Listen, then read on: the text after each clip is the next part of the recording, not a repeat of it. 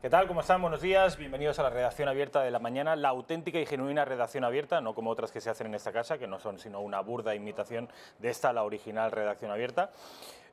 Soy Rafael Núñez de Huesca, son las 12:30, las 11:30 en la Comunidad Canaria. Vamos a tener hoy un programa muy interesante porque vamos a hablar obviamente de política, vamos a hablar de actualidad, vamos a hablar sobre todo de esa manifestación que se va a celebrar el próximo domingo en el Colón, en Madrid, en la capital de España, que está convocada por el Partido Popular, por Ciudadanos y por Vox. Es una manifestación cuyo lema es "Por la unidad de España, elecciones ya".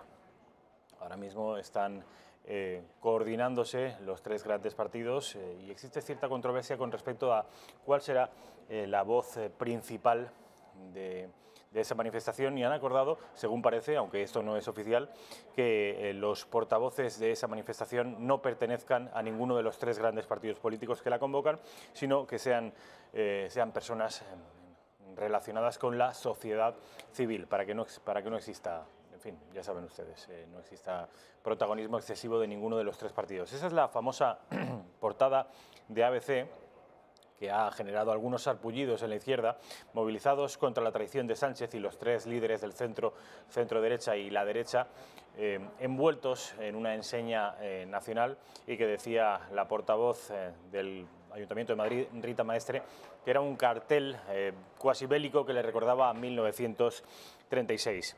El presidente del Gobierno, Pedro Sánchez, se reunirá este viernes a su Consejo de Ministros.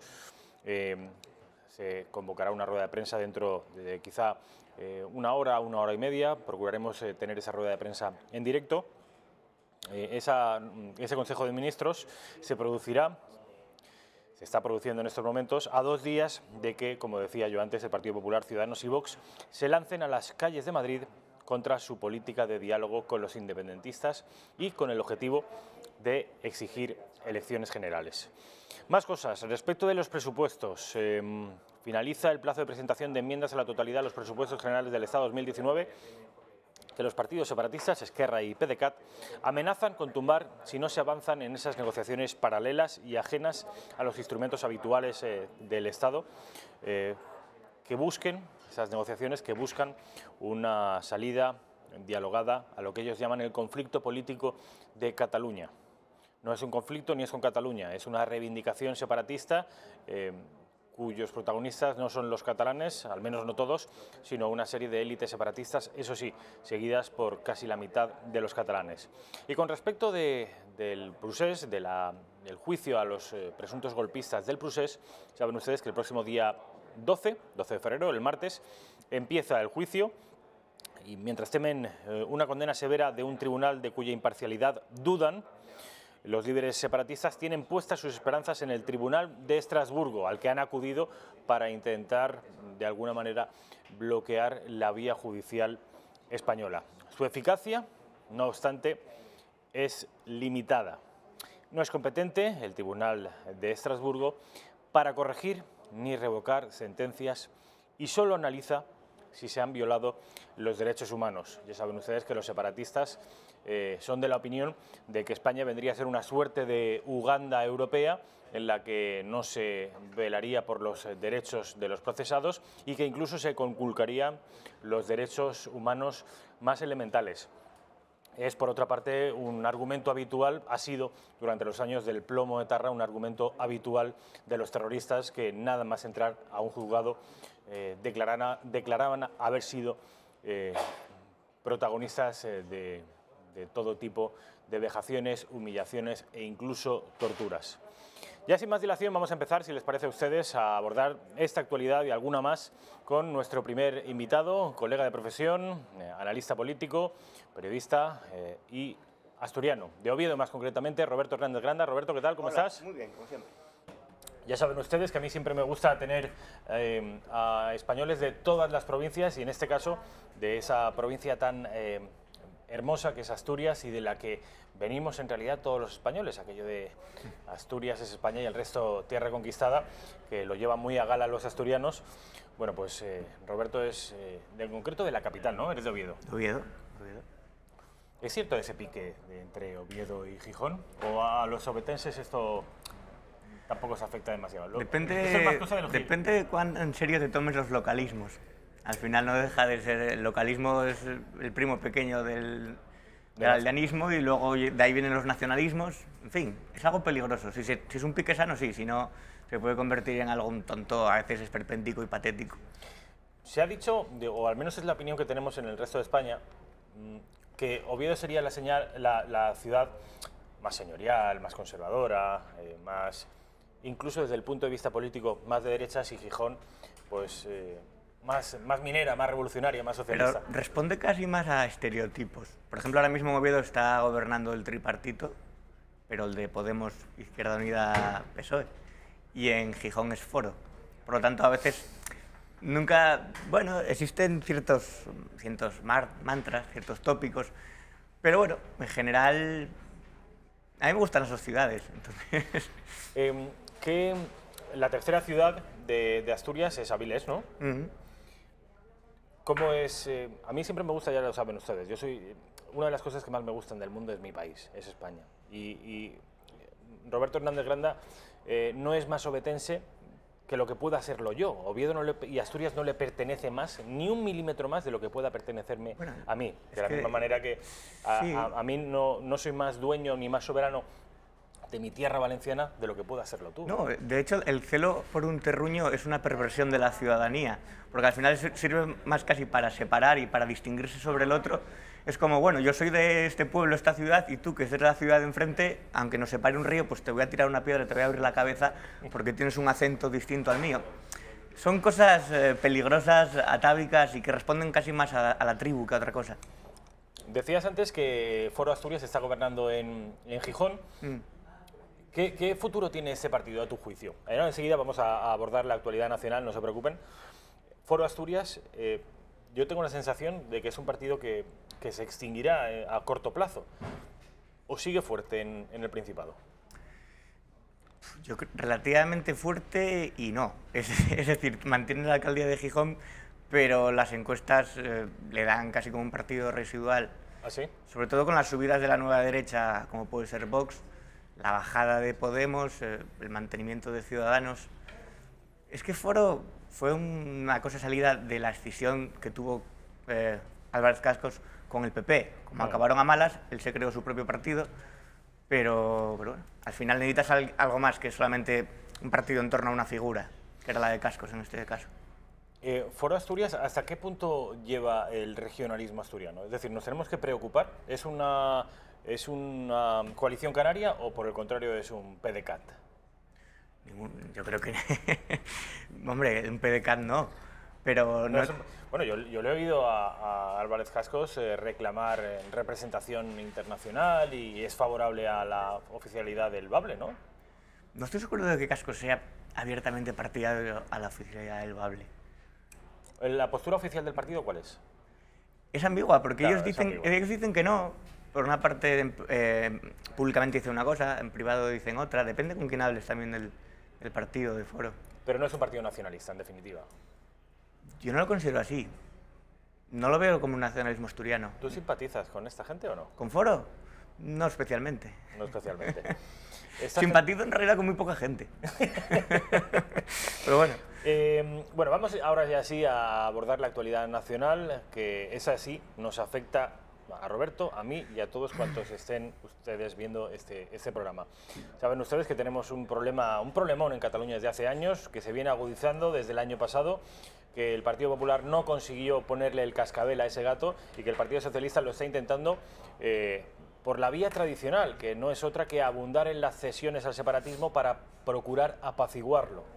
Saben ustedes que esto es imposible y que no ha dado ningún fruto durante 40 años. Bueno, sí, ha dado un fruto. Y es que hemos ido alimentando al dragón, que hoy ya es un dragón gigantesco y que es muy difícil, ahora ya sí, meterlo en vereda. De manera que la estrategia del gobierno de Pedro Sánchez está, como todas las anteriores, condenada al fracaso. Y la prueba más evidente es que, a pesar de la última cesión, esta figura del relator, estas negociaciones paralelas al margen del Parlamento de Cataluña, PDeCAT y Esquerra Republicana siguen insistiendo en que no es suficiente y que van a vetar los presupuestos generales. De manera que la estrategia de Pedro Sánchez de cesión permanente, de intentar contentar a quien no se va a contentar nunca, está abocada al fracaso. Hombre, pues sí. Además, juicio, no sé qué piensas tú, Roberto. Pero no, yo creo que sí, pero además Pedro Sánchez lo sabía desde el momento en que se vendió a los nacionalistas para conseguir una investidura. Vamos a ver, Pedro Sánchez entró, hizo una moción de censura para echar al PP por una corrupción que era más que evidente y acreditada entre los tribunales. Sin embargo, él está poniendo en jaque nada menos que al Estado de Derecho con su política de tener unos socios que van en contra de cualquier marco constitucional, de esta Constitución que nos hemos dado ya hace años, y que, sin embargo, Pedro Sánchez es capaz de cualquier cosa con tal de, no sé, de simpatizar o ganarse los afectos de Torra, que me parece un personaje bastante esperpéntico como para que sea el que marque los destinos del país o el que vaya marcando la agenda política, porque no deja de ser un supremacista, que se basa además en sentimientos xenófobos. Si yo escribiera un artículo o dijéramos que Torra es una rata pestífera o algo así, o que ciertos catalanes insultándolos gravemente, nunca podríamos llegar a ningún puesto relevante en política, y sin embargo él, con unos artículos que tiene abiertamente racistas, aunque sean de hace años, ahí está, al frente de una comunidad autónoma que se ha levantado en secesión una parte de su ciudadanía, aislando a la otra, a la no nacionalista, que es la que yo creo que es la sociedad civil que se debe movilizar y a la que no podemos dejar solos, porque han demostrado tener mucho coraje enfrentándose a este nacionalismo que es totalitario. Han demostrado tener mucho coraje. Es cierto que ha sido en los últimos años cuando ha despertado esa sociedad civil catalana, pero necesita de la ayuda del resto de españoles. Yo decía que Pedro Sánchez abunda en la misma estrategia que no ha parado de dar fracasos. ¿Tú cómo abordarías, si tú estuvieras al frente del país y tuvieras todos los resortes efectivos del poder, cómo lo harías, Roberto, para procurar que nuestros compatriotas catalanes siguieran siéndolo? Bueno, intentaría en principio limpiar las instituciones del nacionalismo desde un punto de vista político y educativo. Sobre todo cambiar... Vale, pero eso automáticamente alguien te dirá, es que si metes la mano en la educación se te revela en media Cataluña y te montan manifestaciones y ya tienes el lío montado. Y eso generaría más independentistas. Pero más lío del que hay montado ya. O sea, ¿por qué va a generar más independentistas si intentamos recuperar los espacios como la educación, como competencias en sanidad, como que los niños se puedan escolarizar en castellano dentro de su propio país? Porque al final, se habla mucho de que Cataluña tiene derecho a decidir. Es una tontería, porque los territorios no tienen derechos, los derechos los tienen los ciudadanos. Y en Cataluña hay buenos y malos ciudadanos, como puede haber en Alcalá de Henares o en Aragón.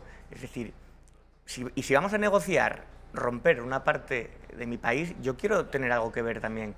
Yo no quiero que se sienten en una mesa al margen del Parlamento a negociar algo que implica a todos los ciudadanos españoles. Por el hecho de ser ciudadanos españoles, porque tenemos derechos y obligaciones, pero sobre todo derechos en este caso. Sí, somos partícipes de ese país al que aspiran a quebrar, de manera que somos corresponsables de esa ruptura. Y en ese caso, si somos hostiles a esa ruptura, pues tenemos todo el derecho, igual que un señor de Vic o de Gerona, a mostrar nuestra opinión y hacerla pública.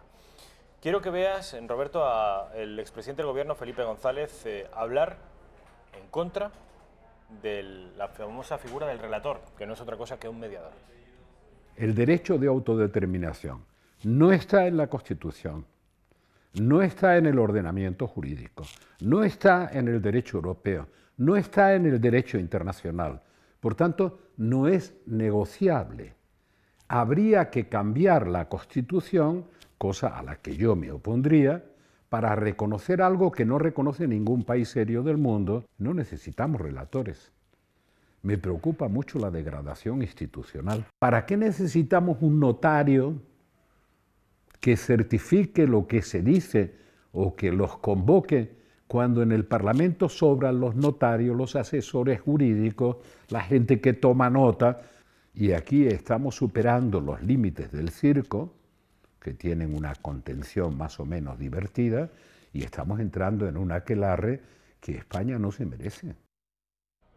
Javier Lambán, presidente de Aragón, García Paje, presidente de Castilla-La Mancha, Guillermo Fernández Vara, presidente de Extremadura, el ex vicepresidente del Gobierno Alfonso Guerra, Soraya Rodríguez, portavoz parlamentaria de Pérez Rubalcaba, y ahora el expresidente del Gobierno Felipe González. Yo creo que son, por supuesto, por no hablar de Francisco Vázquez, exalcalde de La Coruña, o Rodríguez Ibarra, expresidente de la Junta de Extremadura. Todos ellos cargos que lo han sido muy importantes en el Partido Socialista y que se muestran abiertamente hostiles a esta deriva. Sí, claro, y Javier Fernández también, de presidente de Asturias, ¿qué ha dicho? Estuvo ahí mano a mano con Guerra, dándole su apoyo en la presentación del libro en la que Guerra metió esos palos tremendos. Qué pena que este hombre, Javier Fernández, no vaya a seguir en Asturias. Pues sí, le vamos a acabar echando de menos a un socialista como él, porque lo que viene es bastante peor. Entonces, a veces es mejor que me quede como estoy. Sí. Pero tenía una idea de España, que es yo creo que es lo fundamental. Sí, pertenece a esos viejos varones, a esos varones del PSOE que tienen un sentido de Estado del que carece Pedro Sánchez, que, bueno, realmente desconocemos cuál es su sentido, porque hoy puede decir una cosa y mañana otra, según lo que le convenga. Bueno, ¿tú crees que a Pedro Sánchez todas estas declaraciones, todos estos testimonios, porque es de gente, en fin, de una altísima cualificación dentro del PSOE, pueden condicionarle? Espero que sí, aunque él se va a aferrar al cargo como pueda, espero que le condicione, y además el PSOE cometería un gravísimo error histórico si no se pone de parte de la sociedad civil, y debería acudir también a la manifestación, no solamente con Vox, con el PP, con Ciudadanos, da igual que te sientas representado con Abascal, con Casado, con Albert Rivera o con ninguno, se trata de la sociedad civil. Entonces, si no te pones de parte de la ciudadanía, le das la espalda y vas con los que quieren fragmentar tu Estado, la Constitución, el orden, incluso la monarquía parlamentaria, pues el PSOE lo va a acabar pagando caro. Es que en Andalucía les han dado un aviso clarísimo. Han sido los votantes los que se han manifestado en las urnas, y no rodeando el Parlamento como han hecho luego después los otros, se han manifestado en las urnas un descontento clarísimo. Entonces, bueno, ya veremos si hay elecciones, el batacazo puede ser importante. Respecto a la figura del relator, que Felipe González dice, que además a Felipe González parece que le han sentado muy bien los años, porque cuando estaba en el gobierno, un buen relator sería el juez Llarena, por ejemplo.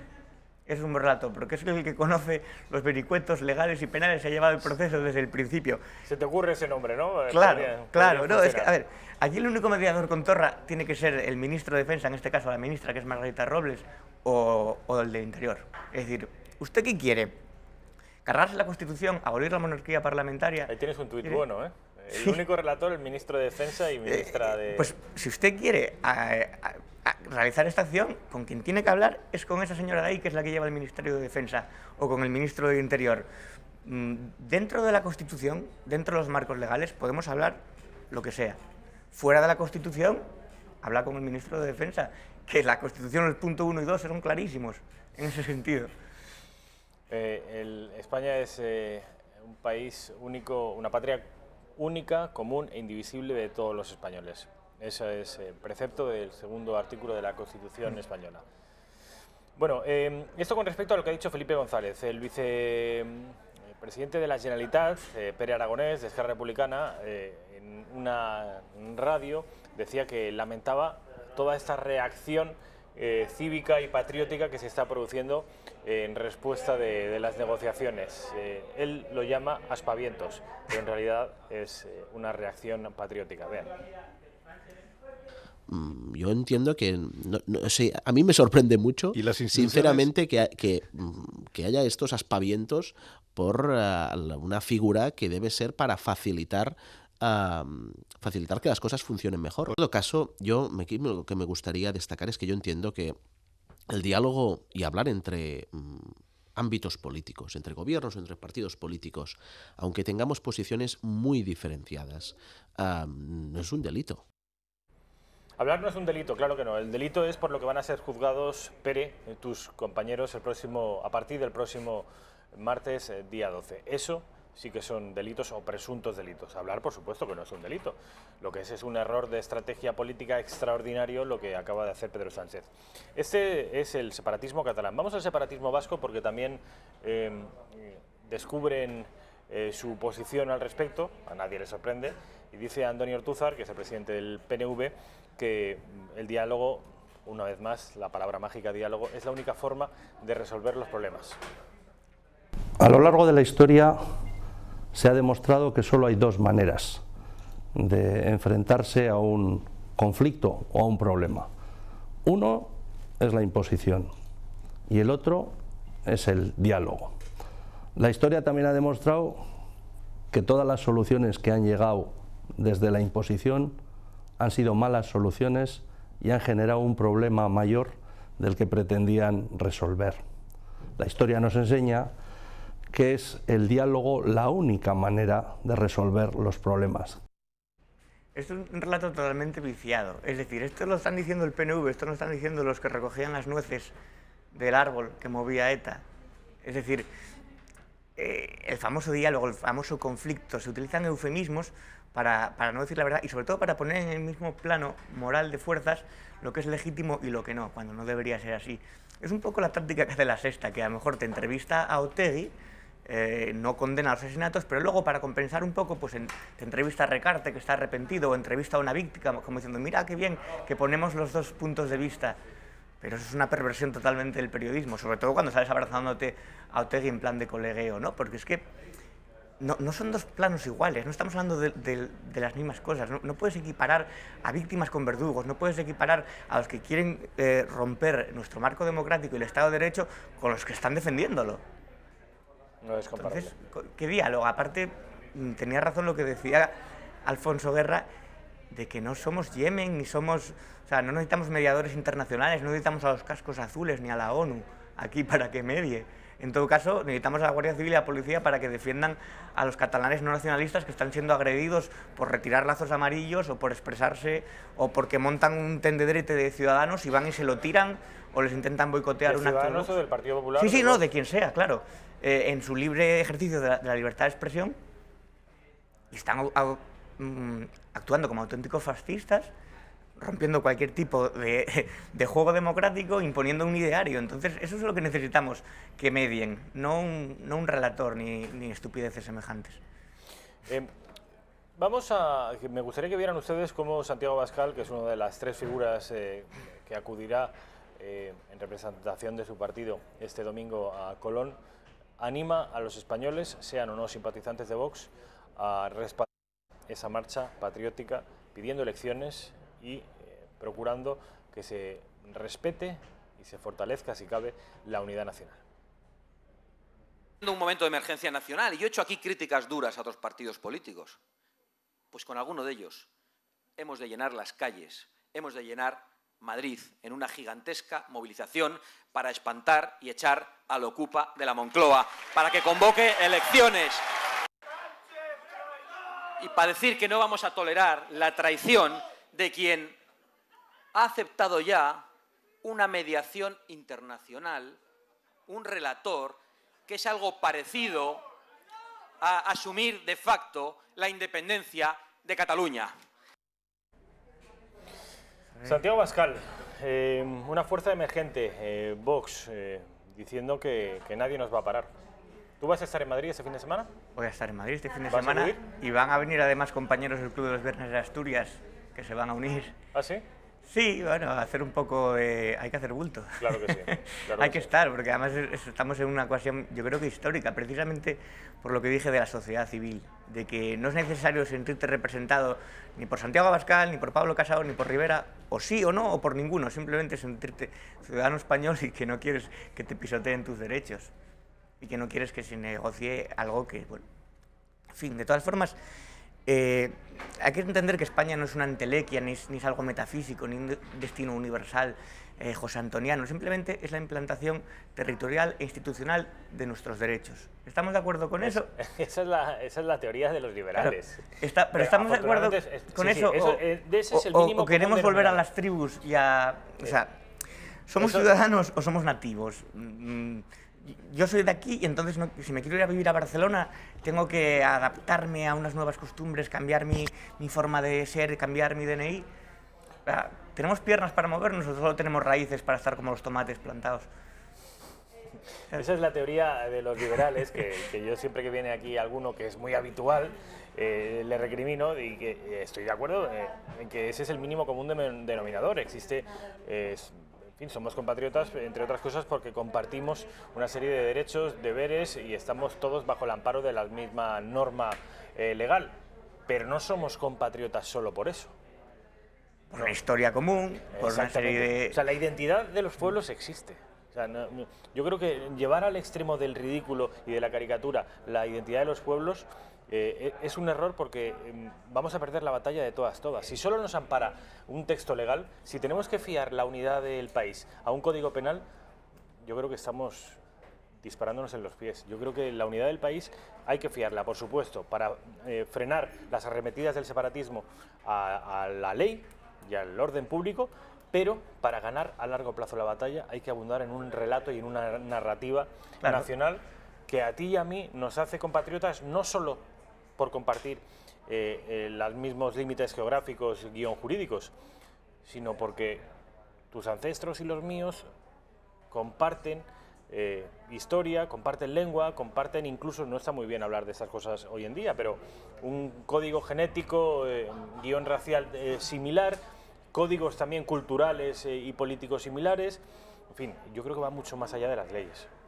Bueno, pero sí, respecto al código genético, hombre, en España han pasado tantísimas tribus, tantísimos pueblos que estamos un poco mezclados. Es decir, si pensamos los judíos, los islámicos, los godos antes, los romanos, los griegos, somos un mare magnum genético, pero eso nos enriquece también. Sí. Entonces, bueno, pero ese mare magnum nos afecta a todos. Sí. Cosa que, por ejemplo, no sé, a los alemanes son diferentes. Es decir, existen identidades y por el hecho de que la nuestra sea diferente a otras y nuestra historia sea diferente a otras y la lengua española sea diferente a otras, no significa que eso sea malo, significa que somos así. Y de hecho, si la historia es una buena arma que podemos utilizar, porque es que la historia que tenemos, por ejemplo, con Cataluña, en su mayoría es una historia común. Y con el Reino de Aragón, y con los vascos, que eran los mejores marinos y los mejores, almirantes y descubridores, eran vascos. El propio Legazpi, el que está ahora de moda, Blas de Lezo, un vasco de pro. De Guipúzcoa, además, de pasajes. El nacionalismo... Urdaneta, Elcano, Legazpi, el conquistador de las Filipinas... Surgió a partir del siglo XIX, finales del siglo XIX, con el aranismo, que era una cosa, etnicista, básicamente. Entonces, nuestra historia es común. Y, claro, reivindicar eso me parece muy oportuno. Y muy necesario, desde luego. Esto es las palabras de Santiago Abascal animando a ir a esa comitiva, a esa manifestación del próximo sábado. Quiero que escuchen, y esto les va a llamar la atención, en primer lugar quiero que vean un tuit de Vox aludiendo a un vídeo que se produjo ayer en Espejo Público, programa de Antena 3, y en el que acudía el exministro del Interior, Juan Alberto Belloch. Vamos a ver ese tuit.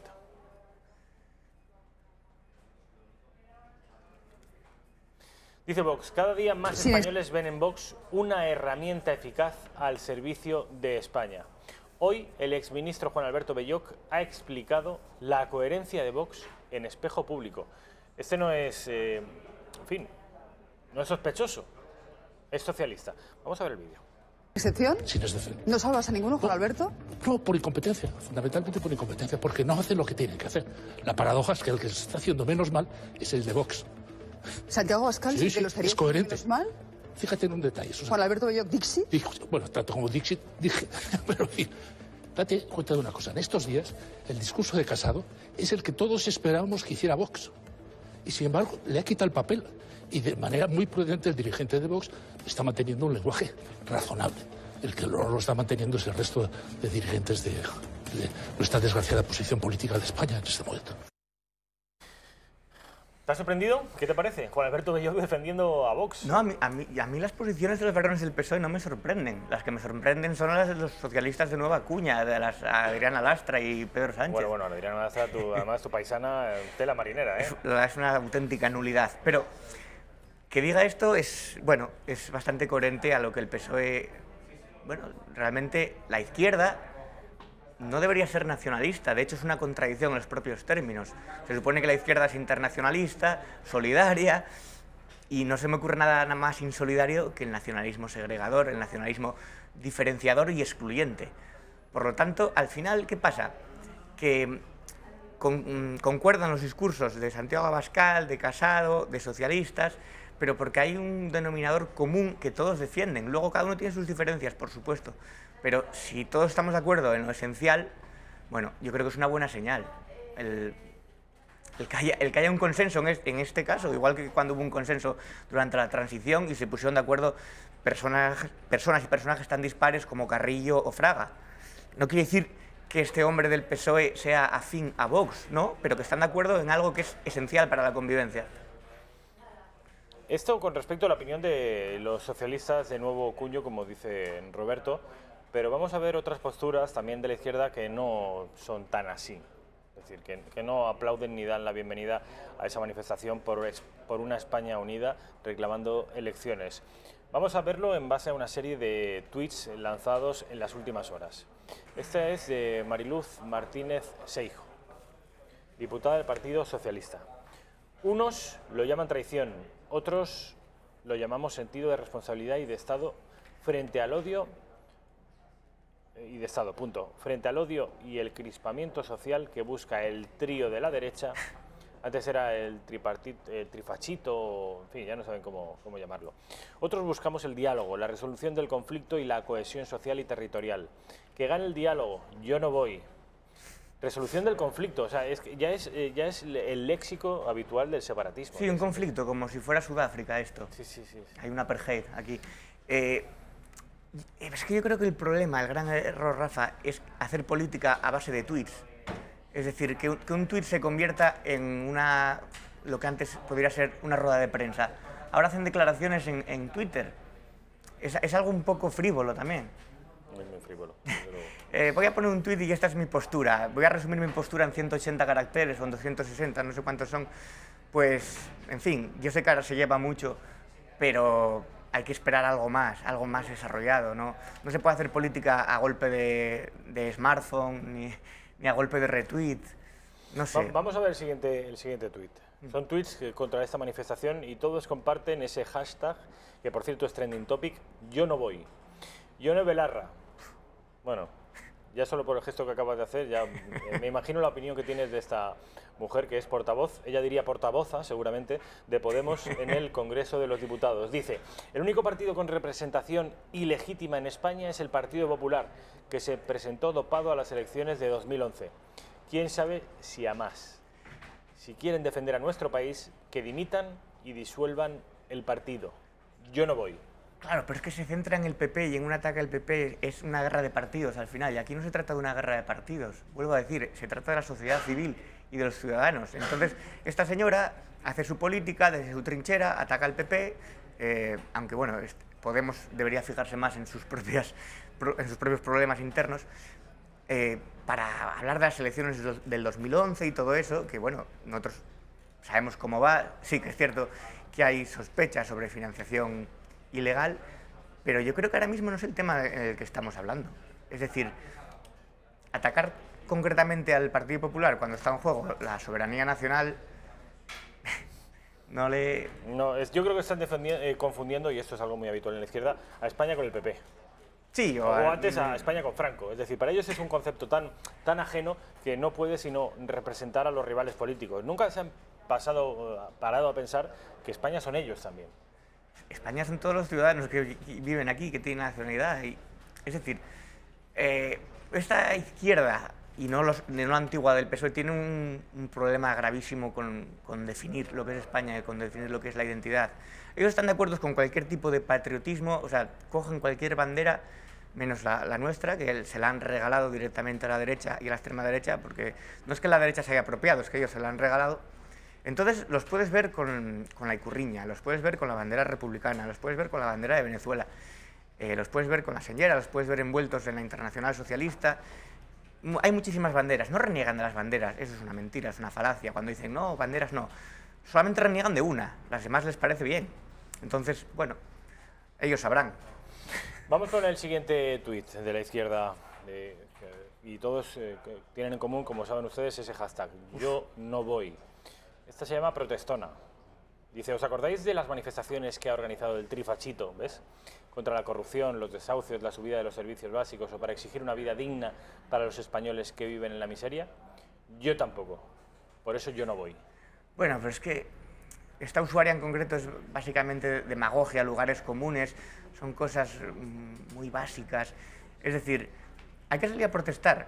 Cuando te están recortando derechos, me parece bien, me parece legítimo que salgas a protestar si te recortan en educación, si te recortan en sanidad, pero también hay que salir a protestar cuando te están recortando o te quieren recortar una parte de tu país, porque ahí van implícitos también los derechos. Eso es lo que no entienden, que la sanidad, la educación, se va a sentir profundamente afectada si estos nacionalismos consiguen sus objetivos.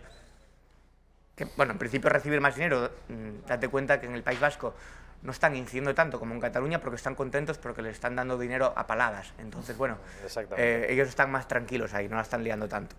Bueno. Vamos con, no sé si es el último o el penúltimo de los tweets de Yo no voy. Tercera República. Yo no voy porque no soy fascista ni golpista, ni quiero que los fascistas y nazis rompan mi país, porque a mí las banderitas ni me dan trabajo digno, ni llego a fin de mes. Los trillizos dando un golpe de Estado. La Fiscalía va a actuar. Bueno, yo creo que esto ya es tremendo. De hecho, lo de fascismo y nazis es un mantra tan manido que ha perdido por completo su significado.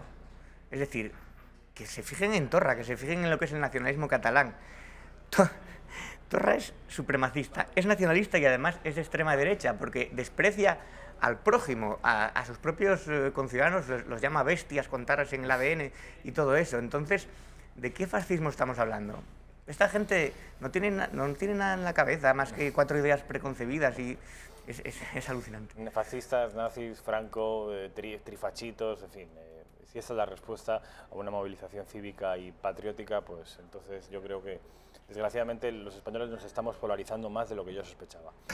Roberto Hernández Granda, como siempre, ha sido un placer. Mil gracias. También, gracias. Y iba a decirte que nos veríamos el próximo domingo en Colón, pero no nos vamos a ver porque yo no voy a poder acudir. Pero yo te animo a que, en fin, tú lleves a toda la gente que sea a tu alrededor y que sea posible. Para palpar el ambiente, aunque sea. Exactamente. Bueno, vamos a publicidad y a la vuelta me gustaría que se quedaran ustedes con nosotros porque vamos a estar con Rosa María García, que va a dar una conferencia en el Club de Amigos de Intereconomía para hablar de uno de los genios del arte universal y además uno de mis pintores favoritos. Sospecho que el tuyo también. ¿Te suena Diego da Silva y Velázquez? Hombre, es una maravilla ir al Prado y quedarse obnubilado durante un buen rato. Bueno, exactamente. El Prado, visita obligada, una de las mejores pinacotecas del planeta. Y la tenemos aquí en nuestro país, en Madrid, para más señas. Publicidad y estamos enseguida con Rosa María García.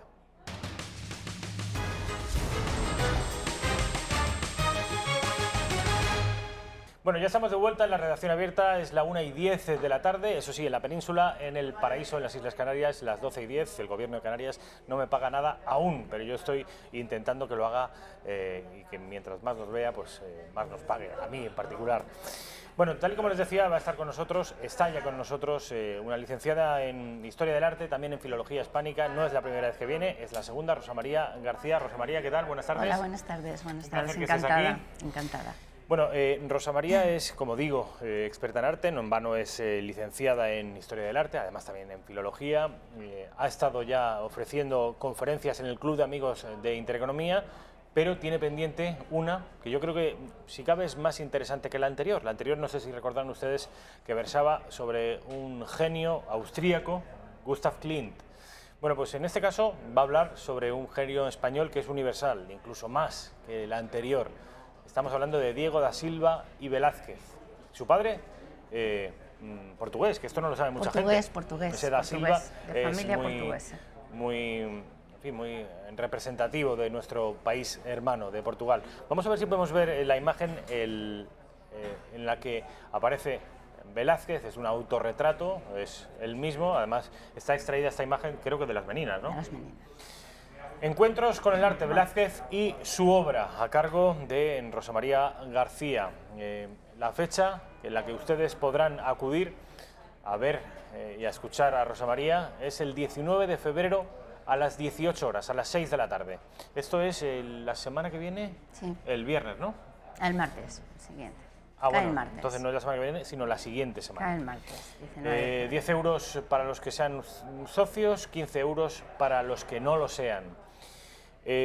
Rosa María, cuéntanos, antes de nada, y como para ir de lo general a lo particular, sabes que a mí me gusta acotarlo de esa manera. Sí, un contexto político, más o menos de aquella España de Velázquez, no es esta España obviamente, ¿qué España era? Era la España de 1599, que es cuando nace Velázquez, hacia 1660, que es cuando muere, luego es la España barroca, la España de los grandes Austrias, de los Austrias mayores, donde España era un imperio, pero que ya empezaba ligeramente a declinar. Él nace en Sevilla, es una ciudad rica, porque tiene el monopolio del comercio de las Américas, y es una ciudad muy cosmopolita. ¿Por qué? Pues porque había un trasiego entre muchos pintores flamencos, italianos, y él es ahí donde se va a desenvolver.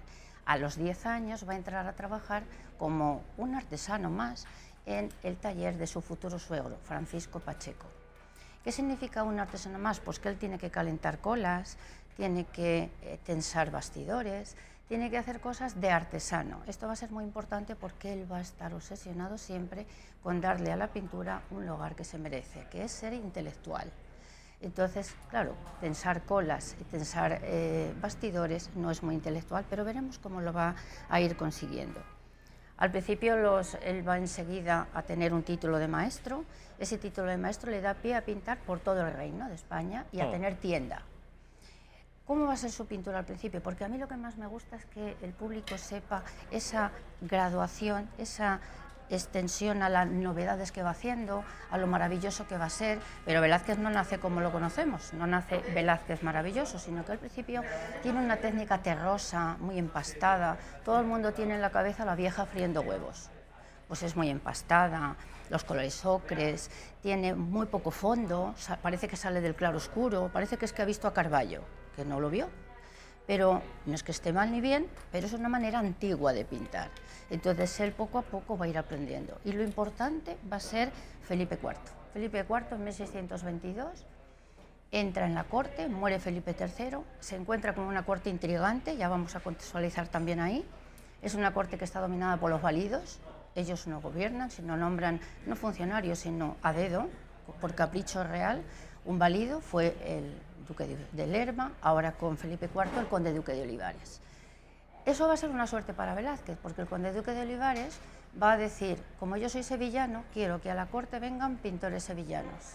Entonces, su futuro suegro, que se va a casar con el del taller, con Francisco Pacheco, se casará con su hija Velázquez, pues ve el tema. Él no es buen pintor, pero tiene buenas relaciones, entonces lo encamina hacia la corte. Y allá llega a Madrid. Pero no es fácil pintar al rey. Quiero que vea todo el mundo que no es fácil llegar allí y entrar. No. De hecho, solo pinta al capellán, que es Góngora. Luego ya empezará Velázquez al rey a pedirle sus retratos, hasta llegar a convertirse en el pintor oficial suyo. No va a querer que nadie le pinte más que Velázquez. Y en esos momentos aporta novedades también. Es la primera novedad que va a empezar. Hemos hablado de los colores esos terrosos. Pues ahora va a lograr un difícil equilibrio entre la dignidad del pintor y adularle un poquito, lo suficiente para que no se note mucho, pero que no pierda la dignidad. Y ya los espacios van siendo un poco mejores y sobre todo va a empezar a pintar genial, sin rayas antes, sin boceto. Es de los pintores que no usa boceto. De ahí viene que cuando la gente va al Museo del Prado ve que hay muchas líneas. Y esos son los arrepentimientos, que ahora con los siglos han ido saliendo. Y es porque pintaba a la prima, pintaba de golpe. Hablas, muy interesante esto que dices con respecto de las pinturas a los reyes, porque existe una delgada línea roja en la que acaba la dignidad del pintor y empieza la glorificación del monarca.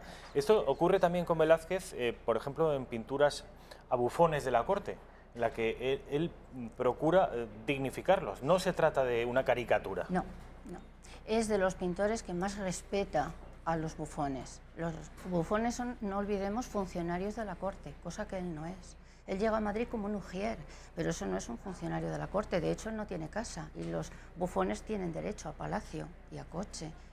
O sea que no, los trata con mucho respeto. Es cierto también que la única habilidad que se toma Velázquez es experimentar con ellos. Es decir, un punto de vista al rey no se le puede hacer en un picado de arriba abajo. Sin embargo, a los bufones se permite meterlos en un espacio que no se sabe y mirarlos de arriba abajo o difuminarlos o experimentar con las pinceladas, cosa que desde luego no se va a atrever con el rey. Pero eso no es despreciarlos, es tratarlos con muchísimo, muchísimo respeto. Luego ya vendrá el siglo XIX, en el que esas personitas sirvan para hacer estudios y para tener en cuenta esa evolución de la enfermedad. Pero ahora no es tal cosa, ahora simplemente Velázquez se limita a patentar una realidad, y es una realidad que hay. Y además que viste mucho a la corona, que en las meninas está Maribárbola y Percusato, que se tiene a bien tener enanos, era algo nunca visto. Una corte, cuanto más enanos, era como más poderosa. Rodeados de enanos, ¿no? De enanos. Bueno, vamos al último aspecto que me gustaría destacar de Velázquez en estos 10 minutos que estamos con Rosa María, porque yo les recomiendo a ustedes que la escuchen más y mejor en la conferencia del Club de Amigos de Intereconomía, que se va a celebrar el día 19 de febrero. Llamen al 91 616 2464, reserven su plaza, porque tal y como ocurrió la última vez, es probable que si no corren se queden sin ella. Muy brevemente, el icono de la pintura universal, no solo española, no solo de Velázquez, Las Meninas. ¿Qué nos puedes decir? Porque es un cuadro que al parecer está lleno de misterios. Totalmente, pero no voy a desvelar tantos, tienen que venir porque van a descubrir un genio maravilloso y bueno, un momento a momento estupendo. Él va a desembocar y va a confluir en Las Meninas sus dos grandes obsesiones. Una obsesión es desarrollar unas pinceladas que él ha inventado. Esa pincelada está basada en la mancha. ¿Qué es eso? Pues manchando, una pincelada fuerte, vibrante, radical. Casi no puedes ni siquiera volver otra vez a hacerla. Esa pincelada de cerca parecen verdaderos borrones. Sin embargo, de lejos se darán cuenta que tanto los brocados como los hilos de oro cobran vida, casi cobran movimiento y son realmente espectaculares, expresivos absolutamente. Pero no se va a atrever a hacerlo en las caras ni en las manos. Por eso, en estos momentos, Vicente Carducho, por ejemplo, y otros pintores de la corte se dan cuenta que tienen cierta envidia al puesto que tiene Velázquez y entonces empiezan a decir que es un pintor solo de cabeza y manos, porque nadie entiende que esas pinceladas, que son verdaderos manchurrones, desde lejos tomen esa coherencia, esa precisión en los detalles. Esa es una de las cosas que sí es tan importante, que tardará 2 siglos en volver por la mano de Manet. 2 siglos esa pincelada tardará en venir a la pincelada. Se adelantó 200 años a esta técnica. 2 siglos. Esa técnica no quiere decir que él quisiera hacer impresionismo, no. Es esa pincelada que resultará muy expresiva, que también la hará Goya y que también será desechado de la Academia por la dichosa pincelada. Y la otra obsesión es la intelectualidad. Él quiere que la pintura sea intelectual. No solo es copia, no solo es artesanía, sino que hay que tener una composición absolutamente intelectual. Si no, por ejemplo, un ejemplo en Las Meninas. Es imposible que un señor como Velázquez, que es un artesano o se le tiene por un zapatero o lo que sea, pueda estar en la misma habitación que el rey. Sin embargo, en Las Meninas, por el truco del espejo y su buena composición, es capaz de compartir espacio con el propio rey. Y otro detalle más, si hacemos una cruz y un eje a Las Meninas, saldrá la infanta Margarita. Ella es el eje generacional, mientras que sus padres ya se van, con lo cual están solo en propio reflejo. Y por último, Velázquez no está pintando, si miráis Las Meninas, está reflexionando, está manipulando, está intentando ver esa composición que diga todas esas cosas tan complejas que él quiere decir. Eso es intelectualidad, eso es igual que la poesía, que la música y que la arquitectura. No es artesanía, es una genialidad. No es artesanía, es una genialidad. No en vano, hoy Velázquez es uno de los genios universales de la pintura y del arte en general. Si quieren escuchar mucho más, incluso supongo que ver muchas de las pinturas, porque las proyectarás en la conferencia, acudan el día 19 de febrero a las 6 de la tarde al Club de Amigos de Intereconomía. Eso sí, llamen antes para reservar su plaza, no se pueden presentar allí. Rosa María García, que es licenciada en Historia del Arte, lo explicará también como lo acaba de explicar ahora, solo que con mucho más tiempo y ilustrando cada una de sus explicaciones con uno o muchos cuadros de Velázquez. Ha sido un placer, Rosa María. Yo les animo a que no se lo pierdan, de verdad, ¿eh? Es un genio y verlo paso a paso y cuadro a cuadro, además, es un placer. Además es que es español, o sea que Eso, deberíamos estar doblemente todos orgullosos. los días en el Prado teníamos que estar, todos los días. Mil gracias, Muchas Rosa María. Gracias. Ha sido un placer. Bueno, creo que tenemos por teléfono a Álvaro Choy, que ustedes seguramente el nombre no les suene, pero él pertenece a la Fundación Europea Sociedad y Educación, que quizá tampoco les suene demasiado, pero he de decirles que esta fundación ha elaborado y ha publicado hace muy poquitas horas un dossier, un estudio, según el cual los efectos de la inmersión lingüística sobre el alumnado castellanoparlante en Cataluña estarían siendo más perjudiciales incluso para los castellanoparlantes, repito, de lo que a priori podría sospecharse. Repito, es un estudio basado, ahora nos lo confirmará uno de sus protagonistas, uno de las personas, de los analistas que han elaborado este estudio. Es un estudio que deja negro sobre blanco cuáles son los efectos de la inmersión lingüística sobre los niños a los que se somete a la inmersión, porque no todos los niños catalanes están sometidos a la inmersión lingüística en catalán. Los niños catalanoparlantes, en tanto que su lengua materna es el catalán, no están sumergidos en ese proceso de inmersión. Álvaro Choy, como digo, es uno de los autores de este estudio, es uno de los autores de este estudio de efectos de la inmersión lingüística sobre el alumnado castellanoparlante en Cataluña, y además tenemos la suerte de poder hablar con él porque lo tenemos al otro lado de la línea telefónica. Álvaro, buenas tardes. Buenas tardes. No sé si me he explicado bien, Álvaro, creo que el estudio que habéis hecho y que habéis publicado, como digo, hace muy poquitas horas, es un análisis sobre los resultados de PISA, ¿no? Sí, efectivamente. Bueno, una pequeña precisión de entrada, ni el profesor Calero ni yo trabajamos para la Fundación Europea Sociedad y Educación, si bien el artículo ha sido publicado por la Fundación, hemos colaborado con ellos, nosotros dos somos profesores de la Universidad de Barcelona. No sois profesores. Somos profesores de la Universidad de Barcelona, efectivamente. Vale. Entonces, lo hemos realizado de forma independiente, pero con el apoyo de la Fundación Europea Sociedad y Educación. Vale, me gustaría ir, si te parece, Álvaro, de lo general a lo particular, porque la Fundación Europea Sociedad y Educación, muchos de los espectadores, incluso yo mismo, no sabemos de dónde nace, dónde está ubicada y cuál es su vocación. Entiendo que intelectual, pero ¿a qué se dedica esta fundación para la que habéis trabajado y para la que habéis elaborado este dossier? Bueno, esta fundación es una fundación independiente que se dedica precisamente a analizar políticas educativas y estudiar qué políticas funcionan, qué políticas no funcionan, desde una perspectiva neutral a nivel ideológico. Bueno, y ahora ya sí, con respecto al estudio que habéis hecho, en primer lugar, ¿por qué lo habéis hecho? Luego ya abundamos en los datos y en los análisis, pero ¿qué os llevó a hacer este informe? Bueno, dos cuestiones. En primer lugar, el interés intelectual en conocer cuáles son los efectos de estudiar en una lengua distinta a la materna, a la propia. Y en segundo lugar, el hecho de, somos catalanes y constantemente, como sabéis sobradamente, pues todos los debates están muy politizados y faltan elementos racionales para poder discutir de forma sosegada ciertos temas. Y la política de inversión lingüística es una de ellas y constantemente se habla de ella como una política de éxito, como una política en la que todo el mundo gana y, lo que pretendíamos en este sentido era aportar algo de luz al respecto. Claro, a raíz de los resultados de este informe, de este estudio, alguien podría pensar en Cataluña que tanto Calero como Álvaro están a sueldo del Partido Popular y que existe un componente ideológico. Vosotros dejáis claros que abordáis este estudio desde un punto de vista científico y neutral. Efectivamente, nuestro objetivo es poner negro sobre blanco pues la existencia, en este caso, de un eje de desigualdad que se genera con esta política.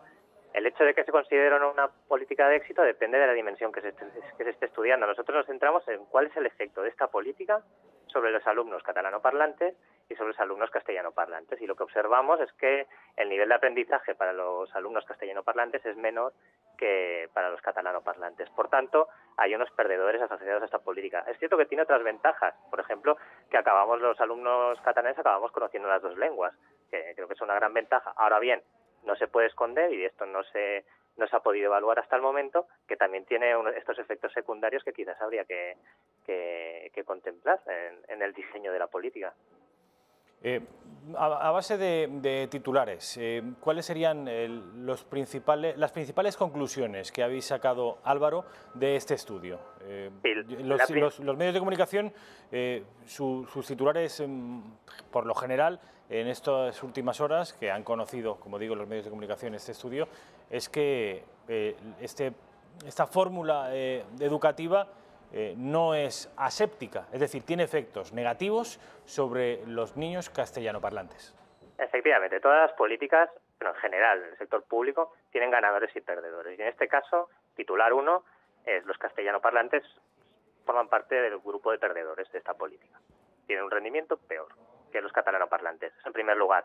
Y luego, dentro de los colectivos, separando el análisis por colectivos, observamos que los chicos, este impacto es más fuerte para los chicos, que es más fuerte en las escuelas públicas, en las que el régimen de inmersión lingüística se aplica de forma más generalizada. Es más fuerte también sobre los alumnos que no residen en Barcelona, y también es más fuerte sobre los alumnos que se sitúan en el tercio superior del nivel socioeconómico, es decir, los alumnos con un nivel socioeconómico más elevado. Por tanto, un efecto negativo sobre los castellanoparlantes, y luego dentro de este subgrupo, pues bueno, vemos que estos efectos son heterogéneos por subgrupos, por sexo, por titularidad de centros, por lugar de residencia o por nivel socioeconómico. Esto entra en conflicto con el relato habitual de la Generalitat de Cataluña de que se trataba de una fórmula educativa de éxito que garantizaba el aprendizaje de las dos lenguas, e incluso que los los alumnos catalanes no solo controlaban el idioma castellano con la misma pericia que los castellanos, los andaluces o los asturianos, sino que incluso se ha llegado a decir que lo dominan mejor. Bueno, nosotros no podemos evaluar a partir de nuestro estudio cuál es el nivel de castellano de los alumnos catalanes. Lo que sí que podemos evaluar es el nivel en sus competencias lectoras en lengua catalana, en matemáticas y en ciencias. Y lo que observamos es que en matemáticas no se observa diferencias entre castellanoparlantes y catalanoparlantes, lo cual resulta bastante razonable porque en matemáticas se utiliza un lenguaje específico y muy concreto, pero que digamos que es más aséptico, es más neutral respecto al idioma que uno habla en casa, pero sí que observamos que los castellanoparlantes lo hacen peor tanto en ciencias como en lengua catalana a la edad de 15 años. Sin embargo, alguien podría pensar, porque los datos sociodemográficos así lo reflejan, que en tanto que los castellanoparlantes en Cataluña tienen un nivel socioeconómico más bajo, las diferencias podrían deberse a esa circunstancia. Efectivamente, pero la gracia, diría, de nuestro estudio es que controlamos por esta variable, es decir, descontamos del efecto bruto, de la diferencia entre resultados de los castellanoparlantes y los catalanoparlantes, los efectos que pueden estar confundiendo este efecto. Y una vez hemos descontado el efecto de variables individuales, del nivel socioeconómico del hogar, del nivel educativo de los padres, etcétera, una vez hemos descontado este efecto para los castellanoparlantes y para los catalanoparlantes, persiste una brecha en el rendimiento entre catalanoparlantes y castellanoparlantes.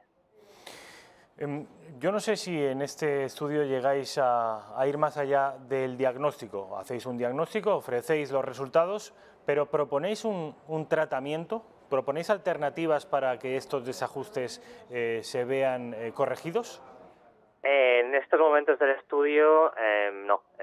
La respuesta es no. El objetivo de este estudio era identificar la existencia de desigualdades y se ha confirmado la hipótesis de partida. Existen desigualdades generadas por esta política y bueno, la cuestión acerca de qué medidas podrían aplicarse requeriría, uno, más estudios y mayor disponibilidad de datos, de la cual no disponemos en estos momentos, y dos, en cierta medida también es una labor política, porque cualquier reforma que se realizara tendría asociada otra serie de ganadores y otra serie de perdedores.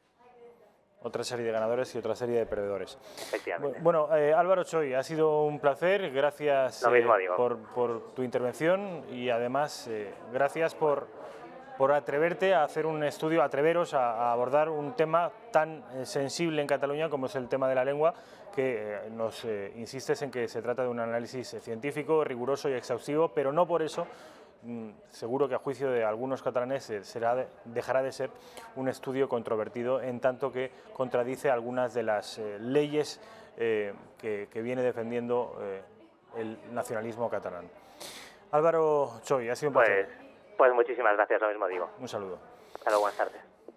Bueno, pues ya han escuchado. Yo les recomiendo que se informen, porque esta fundación, la Fundación Europea Sociedad de Educación, tiene publicado este informe en su página web. Si se meten ustedes en sociedayeducación.org encontrarán este informe, que ya digo, se encarga de derribar toda una serie de mitos y tópicos en cuanto a la educación en Cataluña.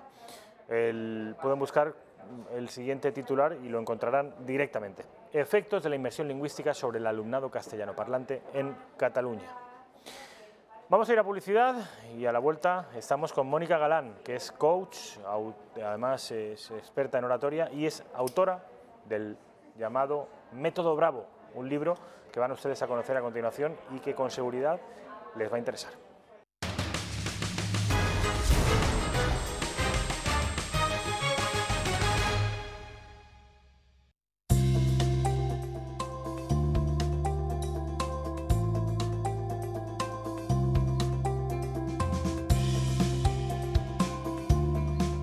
Llevas toda la vida hablando en público y aún hoy lo pasas mal cuando te toca hacerlo. Quizá te trabas, te pones nervioso, sudores fríos recorren tu cuerpo y luego sientes que no das la talla. Ya no sabes qué hacer para que tu próxima intervención no sea un completo infierno. No le des más vueltas. La solución está en el Método Bravo, el libro que acabo de publicar con Alienta Editorial. En él cuento las claves prácticas con las que lograrás expresarte con éxito ante cualquier audiencia. Te dediques a lo que te dediques y seas como seas, vas a necesitar expresarte oralmente en numerosas ocasiones. Después de todo, lo importante no es lo que se dice, sino cómo se dice. Bueno, pues están viendo el trailer book del libro Método Bravo de Mónica Galán Bravo, que ella es coach, ella es escritora y es autora de este libro y de este método, Método Bravo. Además tenemos la suerte de no solo estar viéndola protagonizar ese trailer book, sino la tenemos aquí en el plató, en la redacción abierta. Mónica Galán, buenas tardes y mil gracias por venir. Un gustazo, la verdad, estoy súper ilusionada. Es un placer. Bueno, tengo aquí delante este libro tuyo, de Alienta Editorial, que como siempre, todas las editoriales del Grupo Planeta, pues qué bien editado está. Es un libro cuyo título es Método Bravo y cuyo subtítulo o entradilla, la herramienta definitiva y divertida para hablar en público de forma brillante en 5 sencillos pasos.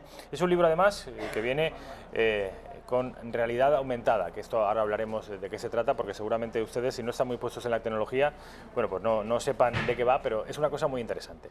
Bueno, Mónica, como decía, eres la autora de este libro, eres coach y prometes que una vez leído, la persona que lo haya leído podrá hablar en público de manera fácil, incluso divertida.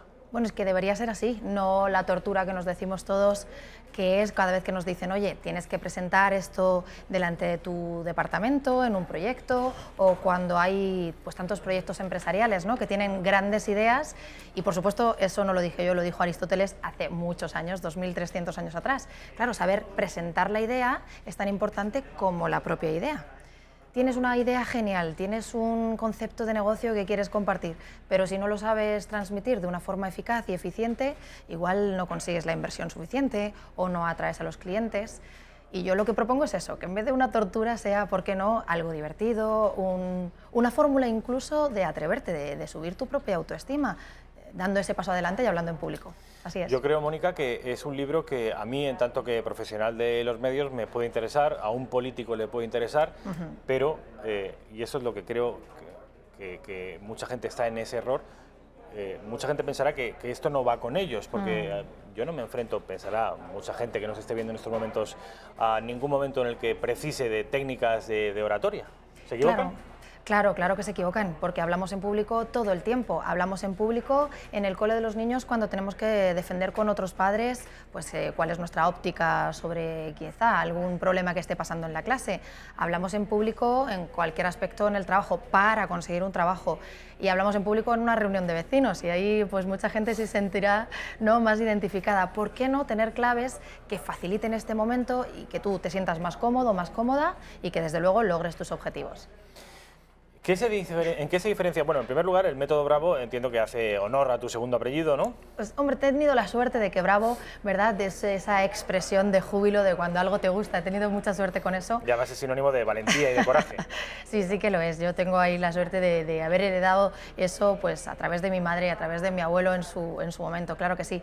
Me encajaba, sabes que tuve la suerte de que encajando esa última letra, la O, que ahora diré si te parece lo que es, claro, todo lo demás es lo que utilizaba en las teorías discursivas cuando ayudaba, pues en muchos casos, a políticos a pulir más ciertos discursos o sobre todo en personas, pues eso, grandes directivos y directivas que en su idioma o en otro idioma, que a veces pasa eso, ¿no?, que no tenemos tanta seguridad, tenían que dar un paso adelante y contar delante de a veces audiencias de miles de personas, pues imagínate una empresa tan grande como Coca-Cola o como pueda ser IKEA, pues tener cientos, miles de personas en una convención anual y tenían que convencer con un discurso persuasivo. Son cachitos de discurso, desde la bienvenida, que por eso la B, a la O de ovación. Luego cada una de las letras lo que hace es partir en cachitos más sencillos, digamos, el momento no solo de escribir y de preparar el discurso, sino también de ejecutarlo. Es un discurso, es un método, perdón, que ¿se diferencia de otros métodos en que, aparte de que tú prometes que es la herramienta definitiva y que es divertido, ¿por qué este y no otro? Porque un espectador que ahora mismo nos esté viendo acudirá a, en fin, no voy a decir nombres, bueno, sí voy a decirlos, el Corte Inglés o la FNAC o la Casa del Libro y verá un montón de libros, no sé si un montón, pero por lo menos 4 o 5 libros en los que los autores prometen que van a acabar con la timidez y van a promover una oratoria fácil, rápida. ¿Por qué tendrían que elegir los espectadores el método Bravo y no cualquier otro? ¿En qué se diferencia? Pues mira, yo creo que la diferencia fundamental es que además de hacer pues lo que sería ya desde la cultura clásica, introducción, nudo y desenlace, lo que yo propongo en esa R y en esa A son técnicas más de persuasión que de propia oratoria. Es decir, si la oratoria lo que promulga no es, oye, haz un discurso que sea asequible no solamente para ti, sino también para las personas que te están escuchando, porque en realidad una comunicación funciona mucho más en tanto en cuanto el que lo recibe sea capaz de procesar esa información. Entonces, bueno, parte a cachitos la información, eso lo hace un poquito más sencillo que quizá otros libros, oye, interesantísimos y muy sesudos, pero que a veces no son tan cercanos para este público que yo te decía, que puede ser pues un gran profesional de empresa, pero también alguien que quiere no pasarlo mal cuando se tiene que presentar. Lo que yo creo que es la diferencia es que hay mucha técnica en esto que yo llamo la R, que R significa reconocimiento, honra a tu audiencia que esté ahí, que te esté escuchando. Hay mucha técnica de persuasión, incluso de sugestión, con la A también, si quieres luego lo partimos a cachitos, en las que se engancha una parte más emocional. Creemos a veces que hablar en público es solo dar datos, como si solamente fuera importante entregar la información. Hombre, hay veces que si solo importara eso, pues mandaríamos un correo electrónico y ya lo tendríamos. ¿Pero por qué las empresas se siguen reuniendo? ¿Porque hay convenciones o conferencias? ¿O porque tenemos la suerte, ¿no?, de ver aquí información en vivo? Pues porque la oralidad, este momento de comunicación con el otro, mirarle a los ojos o aquí intuirlos, como yo intuyo los ojos de los que nos vean, pues genera una conexión emocional que no tiene un texto escrito. Las claves con mi libro tienen que ver con eso, con esa parte emocional. ¿Cuál es, a tu juicio, personas, decías que has estado asesorando a partidos políticos, entiendo que a líderes políticos, no te voy a decir que me digas los nombres de los políticos, pero sí me gustaría que me dijeras, a mí y a los espectadores, nombres de políticos en activo que consideres que tengan una buena oratoria, que tengan una capacidad interesante de trasladar sus ideas de una manera eficaz? Bueno, yo creo que hay algunos que lo logran de una forma eficaz y eficiente. Claro que sí, y sobre todo lo que hay es trabajo. Y ya ves que eso no tendría tanto que ver con ninguna ideología política. Hay trabajo detrás, sí, sí, totalmente. Yo reconozco que hay muchísimas veces que escucho a Albert Rivera hablar y se te cae la baba. Sabía que me ibas a decir Albert Rivera. Es que habla muy bien, habla muy bien y hay que reconocerlo. Repito, esto independientemente de todo, igual que hay gente, pues también además mucho profesor dentro de partidos como Izquierda Unida, Podemos, que notas mucho profesor de universidad y notas cómo se preparan el discurso, y ya te digo, independientemente de cómo se sienta uno en función de las ideas, notas que está trabajado, y yo reconozco que eso lo disfruto mucho, mucho. Cuando veo que no solamente el orador se ha trabajado, que es interesante, sino que alguien se ha preocupado porque el discurso impacte lo máximo posible en su audiencia. Este libro entiendo que llegas a escribirlo acumulando una serie de experiencias laborales. ¿Cuáles son ese tipo de experiencias? Dices que has trabajado con políticos, has trabajado también con periodistas, con gente que se ha tenido que enfrentar a grandes audiencias, empresarios, entiendo. Así es, sobre todo gente de empresa. He tenido la suerte de conocer, empecé trabajando, yo he vivido la radio pero desde otro lugar, yo producía en otra radio, veía que mucha gente que tenía, por ejemplo, en este caso, un libro que contar, pues eran muy buenos con sus ideas, pero a la hora de ejecutarlas, a la hora de ponerse, bueno, como hoy, que también a mí me da nervios estar aquí a tu lado, al lado de un gran profesional, pues no siempre tenían las herramientas para sentirse cómodos. Y me daba cuenta y yo decía, ¿cómo puede ser que alguien pues tan bien preparado para escribir un libro así, o alguien tan bien preparado para ser director de recursos humanos de una gran compañía? Estoy hablándote de súper multinacionales, que tú te las imaginas como, wow, Dios mío, si eso es un emporio. ¿Cómo puede ser que no nos hayan preparado para ese momento de tener que hablar en público? Y fíjate la sorpresa, no siendo yo periodista, algo que os honro porque me encanta, es un mundo muy bonito, como yo me lo imagino desde fuera por lo menos. Es bonito, sí, es hermoso. Seguro es una profesión muy hermosa. Yo me imagino que sí, la verdad, pero claro, los que no son periodistas o abogados, a los que sí les presupongo pues quizá más preparación oral, ¿no? En este momento de la exposición en público, pues si tú eres un psicólogo o eres pues un técnico, un ingeniero de teleco, ¿por qué si tienes equipo a tu cargo no te han preparado para ese momento de poder darles un discurso, de conectar con ellos? Yo no sé exactamente en qué momento de la educación, los que sois papás, las mamás ahora saben que niños con muy escasa edad, de 4 años, me decía el otro día en un banco muy importante en nuestro país, me decía, oye, mi niño ya lleva pues los regalos que les haya traído Papá Noel o los Reyes Magos, lo llevan en una clase además en inglés, fíjate ya en inglés, no te digo nada, que se llama Show and Tell. Entonces cuentan, oye, pues esto me lo ha traído los Reyes Magos y es el muñequito no sé qué y yo lo quería por no sé cuánto. ¿En qué momento a nosotros nos sacaban a hablar en público si solo era un horror, un sufrimiento? Yo creo que no depende tanto de que no queramos en muchas ocasiones, sino de que no nos han enseñado cómo hacerlo.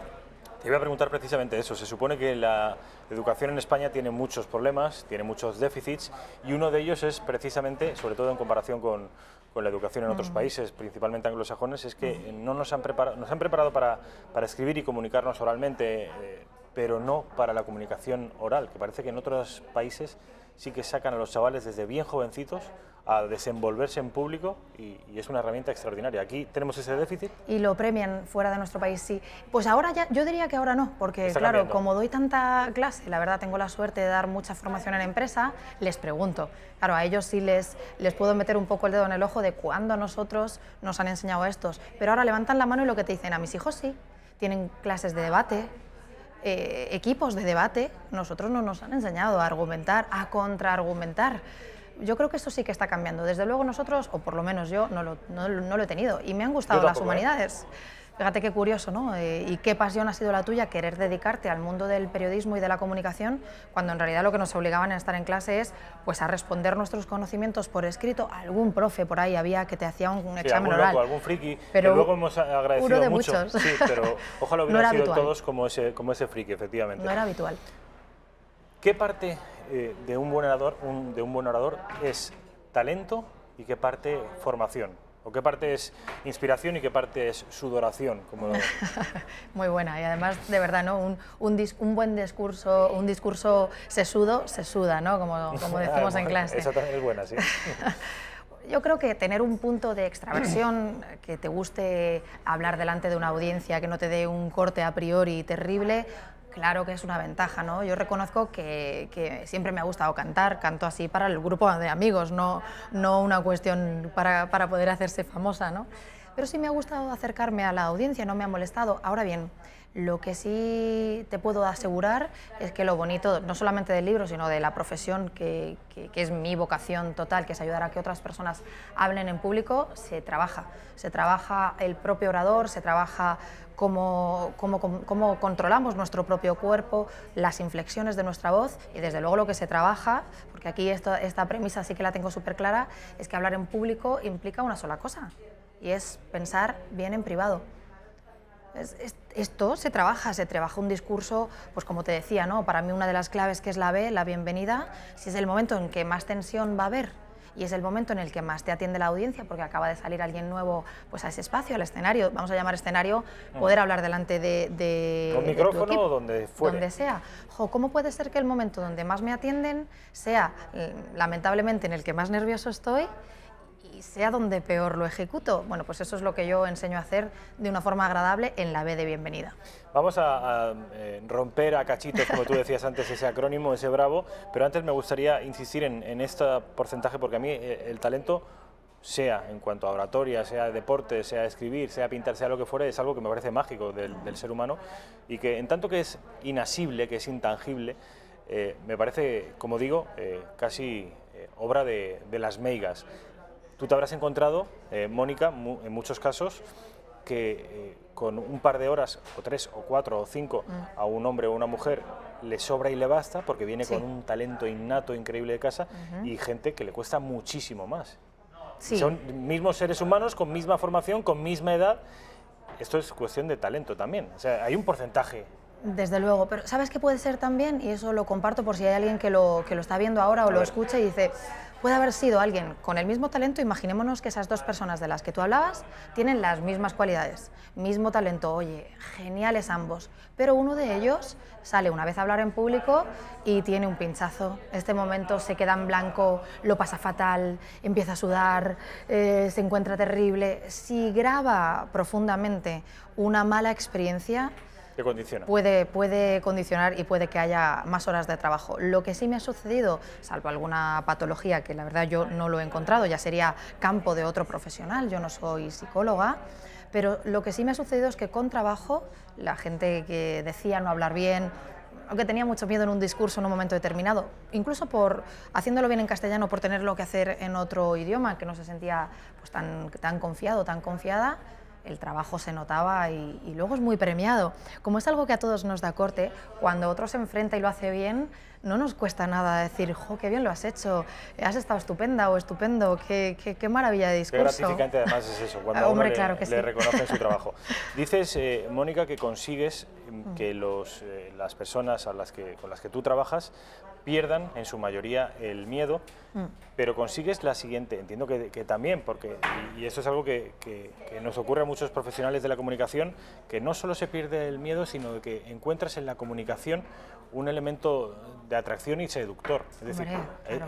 Es muy emocionante, es una mezcla entre nerviosismo, miedo, emoción y atracción, dar un discurso y ofrecer tu plática a una audiencia grande. Es el mismo matiz que antes, todo el mundo lo teme. No lo digo yo, también lo decía alguien bastante más sabio, decía Mark Twain, solo hay dos clases de oradores, los que se ponen nerviosos y los que mienten. Todo el mundo se pone nervioso hablando en público. Entonces, ¿qué cualidades les conferimos a los que hablan en público y sí que se atreven? Pues ese extra de valentía, ese extra de seducción, ¿por qué no? Ese extra de inteligencia emocional, que a lo mejor después son exactamente igual o peores que la persona que no se ha atrevido a hablar en público. Pero como exige ese paso adelante, imaginamos que hay un halo, que tú decías, seductor, que me parece muy divertido, porque claro que sí. Yo, fíjate, un puntito más te doy a ese respecto, quizá porque también a mí me ha ayudado y lo comento abiertamente. Creo que poder hablar en público te puede ayudar incluso a tu autoestima.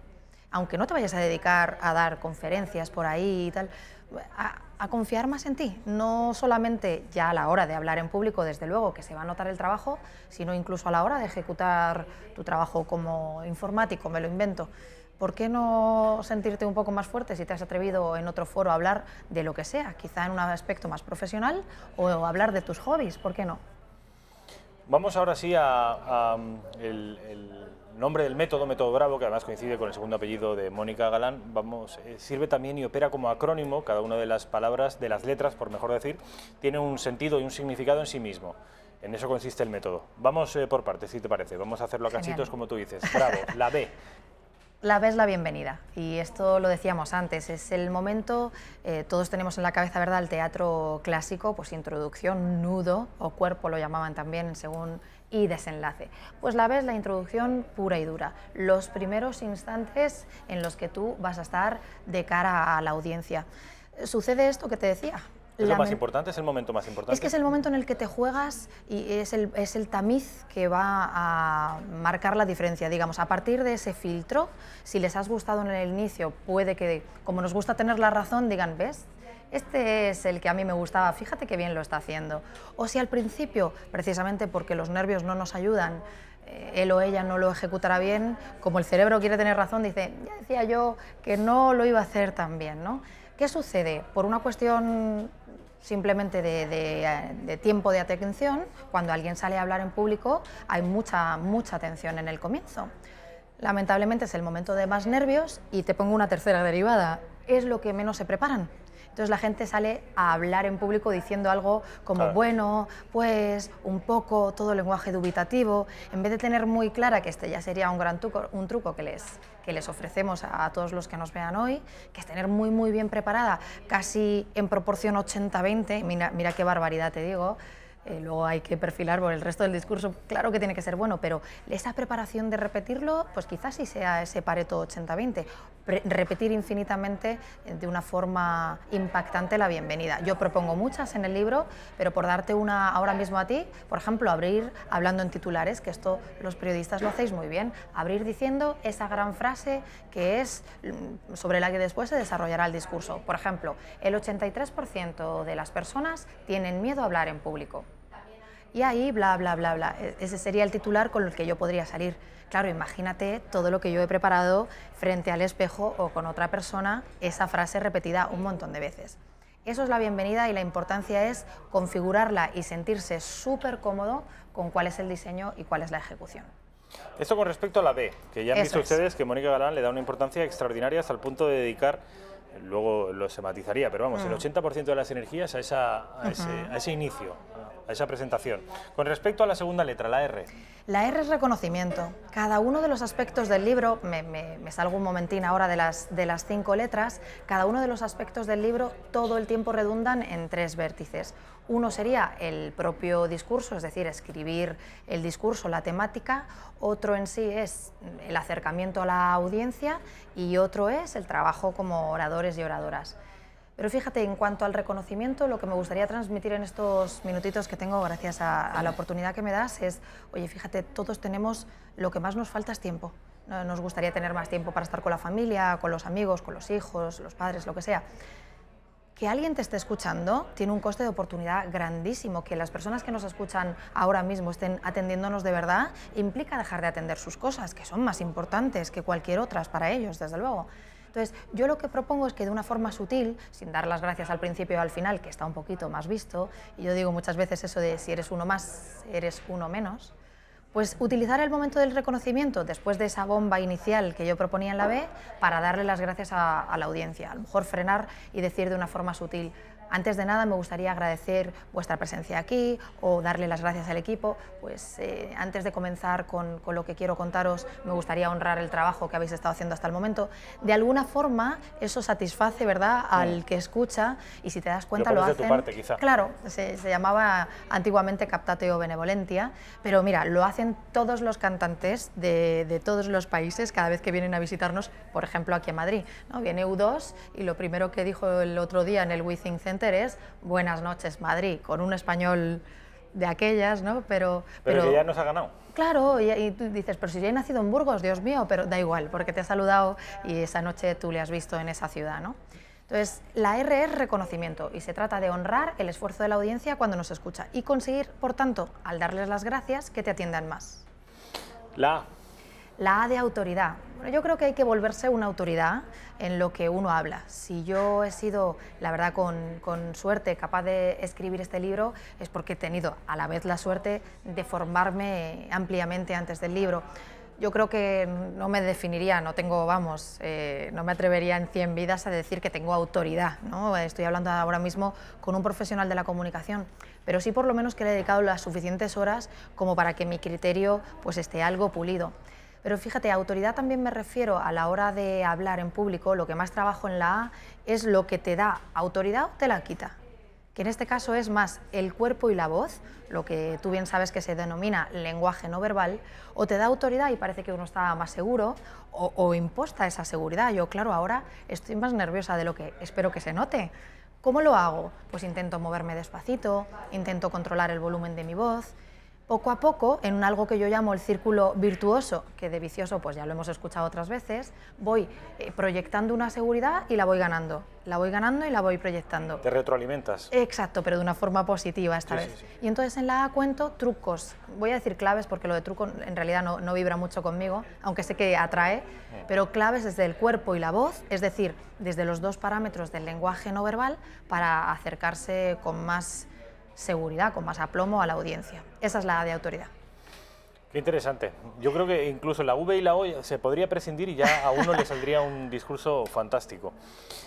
Pero vamos, sin embargo, a la penúltima letra, que es la V. ¿A ti qué nos vas a contar? ¿Queda algo por contar? Sí, hombre, queda justo la chicha. Esto es lo importante. Ya has visto que yo hablo cachitos, chicha, pero bueno, así nos entendemos todos. Mucho más comprensible. Aquí llega el momento de dar el auténtico valor, ya fuera de la broma. En la V lo que enseño es cómo perfilar un mensaje, qué claves tiene que cumplir un mensaje para que sea eficaz, eficiente. O sea, el contenido. Aquí llevamos al contenido del discurso. Sí, lo otro quizá podría decir que la introducción es la B, la R y la A. Es el momento en el que tú te posicionas frente a la audiencia, les tratas bien, les has llamado la atención, honras su presencia, les dices que sabes de eso que sabes, tu cuerpo te acompaña, pero ahora llega el momento de hacer la verdadera entrega del valor. El valor es dar los mensajes que tú pensabas dar, de una forma clara, convincente, atractiva. Ahí es donde cuento incluso algún truco de esa palabra que se dice tanto en inglés, que es storytelling, cómo podemos usar el poder de un relato para que haya un verdadero enganche, un impacto con la audiencia. En valor cuento lo que es el grueso del mensaje y van a haber muchas claves de cómo perfilar esos mensajes para que sean más eficaces. Me interesa mucho porque además yo creo que los americanos, los británicos, los anglosajones en general lo hacen muy bien, contarnos una idea en base a historias que saben ustedes que al ser humano nos encantan las historias, las novelas, las telenovelas, las películas y el mensaje entra mucho mejor y de manera mucho más fácil. El storytelling es contar precisamente una historia. Así es.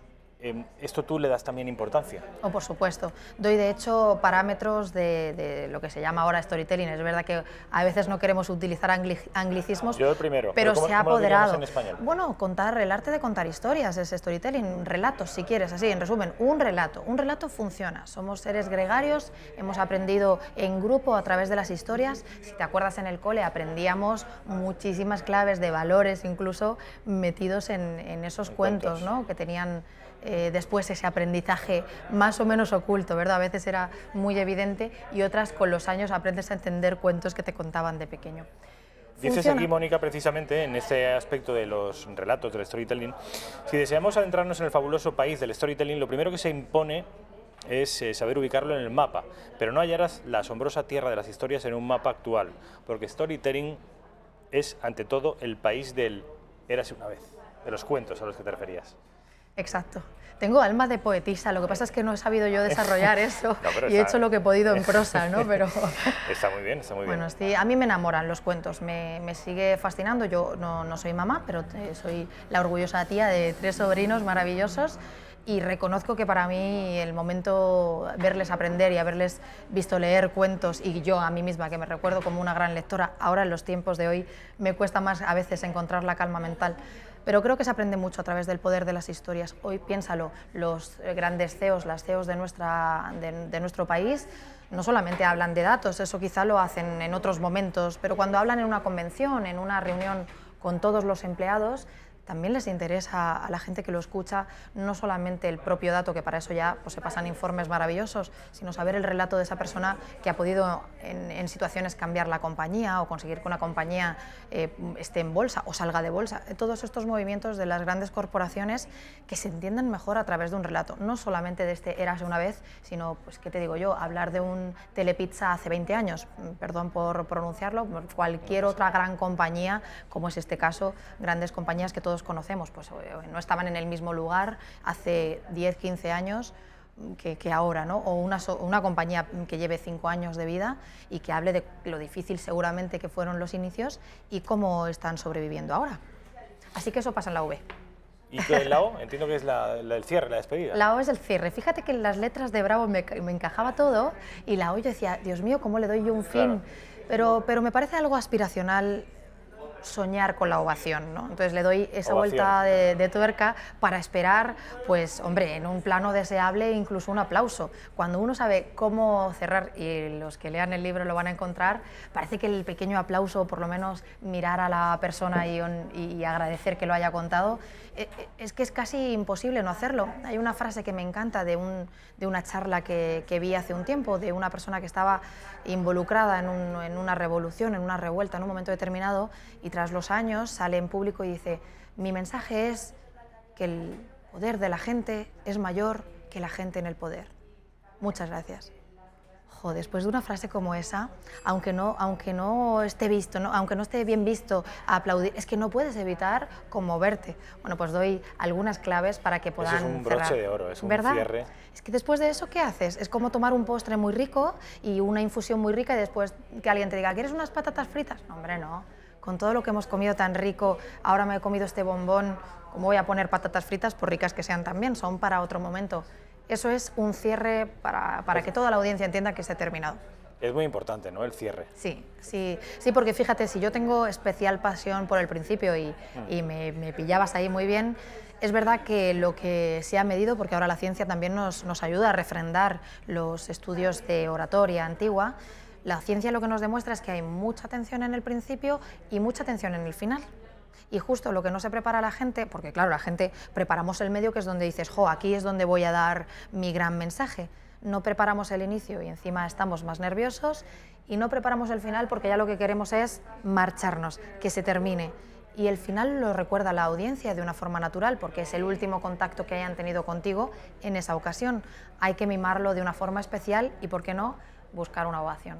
Y das claves para eso, entiendo. Todas, las ideas. todas, hasta truquitos, algunos con más peso cuando el discurso tiene pues una importancia relevante, y otros que en el típico discurso o cada vez que te tienes que despedir, imagínate, ¿no?, que tuviéramos una interacción, una negociación, que siempre puedas dejar una nota alta y resonante para que te recuerden como, wow, esta persona qué peso tiene, qué gusto hablar con ella.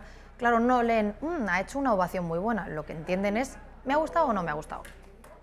Bueno, pues yo creo que es un libro muy interesante, desde luego, a juzgar por lo que nos ha contado aquí en directo durante estos 30 minutos Mónica Galán, es un libro que yo me compraría y que no lo voy a hacer porque me lo acaban de regalar, pero yo les considero que ustedes, si tienen el más mínimo interés no hace falta que sean ustedes periodistas, ni políticos, ni nada por el estilo, sino es cierto en casi todos los trabajos, excepto el trabajo que tenga usted la desgracia de estar frente a una máquina en solitario durante las 8 horas laborales, en ese caso va a ser difícil, pero incluso en la vida extralaboral, en la vida personal y familiar, ser capaz de transmitir las ideas de uno de una manera inteligible, correcta, pausada, aporta mucho y hace ese reconocimiento del que tú hablabas, Mónica, es muy satisfactorio y desgraciadamente yo no creo que estemos en un país con un idioma tan rico, tan extraordinario, tan fabuloso. No es España, precisamente, de todos los países de habla hispana, el país, este es mi punto de vista, no sé si lo compartirás, Mónica, no es nuestro país un lugar en el que la gente sea capaz de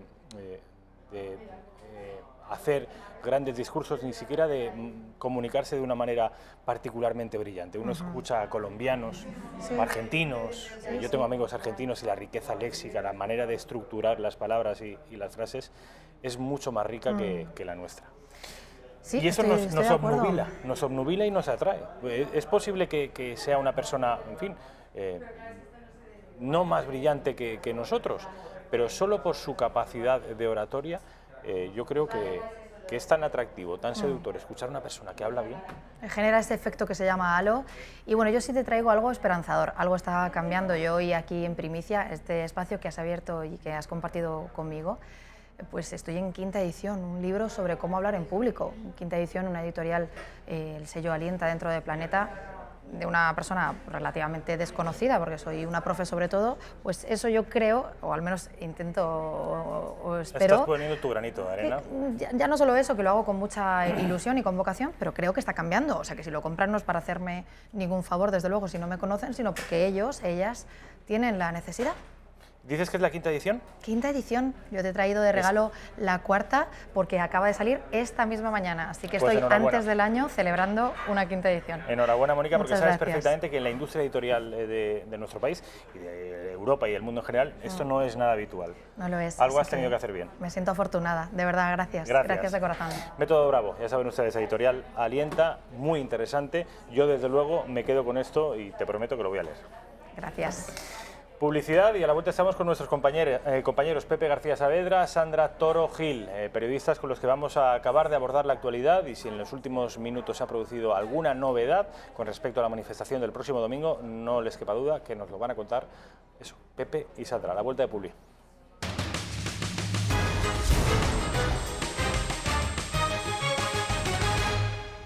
¿Qué tal? ¿Cómo están? Las 2:10 de la tarde, eso sí, en la península, porque en Canarias, Sandra, serían...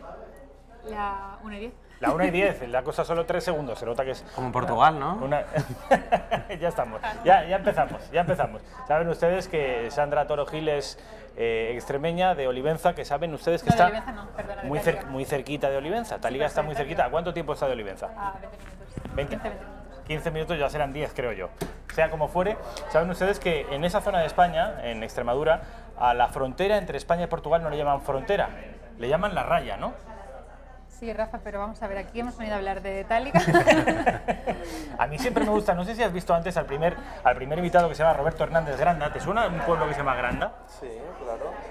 Es Asturias, sí. Ahí iba yo al colegio, cuando era pequeño. ¿En Granda? Granda. ¿En serio? Sí, sí. Bueno, pues Roberto Hernández Granda es paisano tuyo y no solo asturiano, sino obetense. Entonces, a cada persona que viene de un sitio ajeno a Madrid, siempre le pregunto por sus orígenes.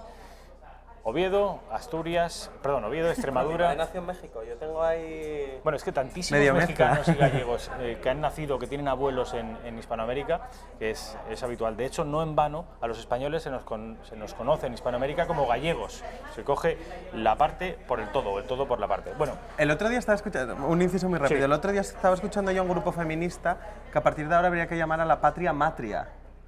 Para no porque lo asocian con padre, patria, sí. Pero luego es verdad que si te vas, bueno, y aquí también ocurre, pero en Latinoamérica conocen a España como la madre patria. Entonces es una cuestión, la verdad, bastante ridícula.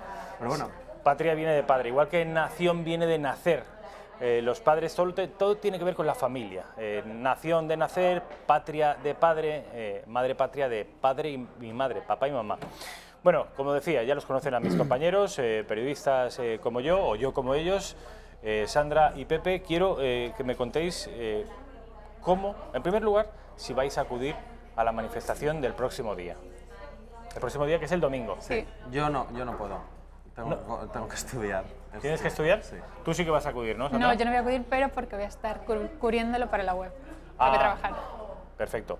Dile a los espectadores, para que puedan, los que no tengan la suerte de acudir a Madrid a la manifestación, ¿dónde pueden informarse? ¿Dónde vas a estar tú dándoles cuenta? En eltorotv.com y en Intereconomía también se va a hacer un programa en directo, un especial, y ahí lo podrán seguir todo al detalle. Eltorotv.com. Va a estar Sandra Toro Gil. Lo del Toro TV y Sandra Toro, ¿esto qué tiene que ver? Estabas tardando, Rafa. ¿Han visto ustedes? Eso tiene que ver que la web es mía, claro, soy la propietaria. Qué ingenioso que soy. Broma. Bueno, me gustaría que vierais, antes es un vídeo de lo que ahora se llama España Global, que no es otra cosa que la herencia de Marca España. Es un vídeo, yo creo que es muy interesante. Saben ustedes que es Irene Lozano, antigua diputada del partido UPyD, la que está a las riendas de esa España Global. Y es un vídeo que sale en los Oye, días... te estás dejando lo más importante, la que le ha escrito el libro a Pedro Sánchez, a cambio ha conseguido esta Secretaría de Estado con 110.000 euros. ¿Pero sabemos que ha sido a cambio de eso? Bueno, no se sabe, pero bueno, yo lo dejo ahí caer. No te digo que una cosa sea a cambio de otra, pero bueno, una Secretaría de Estado con 110.000 euros por un cargo que antes hacía un señor por el que no cobraba absolutamente nada. Se refiere a Carlos Espinosa de los Monteros, efectivamente, y es un detalle que está muy bien que lo recuerde Pepe, que además que tiene el colmillo retorcido y no se le escapa una. Yo como a esta señora le tengo cierta simpatía, porque a todos los miembros de UPyD siempre son gente que me han caído bien, pues había pasado, se me había olvidado, sea como fuere. Justo, ya estoy yo aquí, el demonio que tienes aquí ya está para Aquí tengo el demonio rojo con el tridente y iba a decir, y aquí otro demonio rojo con otro tridente, No, a ver rojo si te no. crean ustedes que Sandra Toro Gil es un angelito. Bueno, es, como digo, el vídeo que aparece en las redes en los últimos días. Yo sospecho, aunque ellos no lo han dicho, que sea por eso, que tiene que ver con el juicio a los golpistas que se va a celebrar a partir del próximo martes aquí en la Audiencia Nacional. En el Tribunal Supremo. En el Supremo, perdón, para intentar contrarrestar el relato independentista. Saben ustedes que tenemos ahora mismo el foco internacional, el foco mediático internacional, lo tenemos y sobre todo lo vamos a tener a partir del próximo día 12 martes. Me gustaría que vierais este vídeo y luego lo comentamos. Se llama The Real Spain, la España real. Puntos suspensivos, esto no lo dice, pero lo digo yo. La España real con respecto a la que venden los separatistas, que no tiene nada que ver con la realidad. Vamos a verlo. ¿Hablamos de España? La España, una gran democracia europea. Es una democracia consolidada. El país de la transición. Una transición ejemplar. Un modelo basado en la reconciliación que se ha convertido en un referente mundial. La democracia existe formalmente en España desde 1978. Estos últimos 40 años han sido el periodo de paz, progreso y convivencia democrática más largos de la historia de España. Después de vivir 30 años bajo una dictadura, creo que estoy en condiciones de distinguir bien qué es una democracia y qué no es una democracia. España es una democracia. Una que integre toda la diversidad del Estado español. Hablamos distintas lenguas, tenemos distintas culturas, tenemos distintos anhelos. Somos hombres y mujeres, personas mayores y niños, somos personas de distintos orígenes.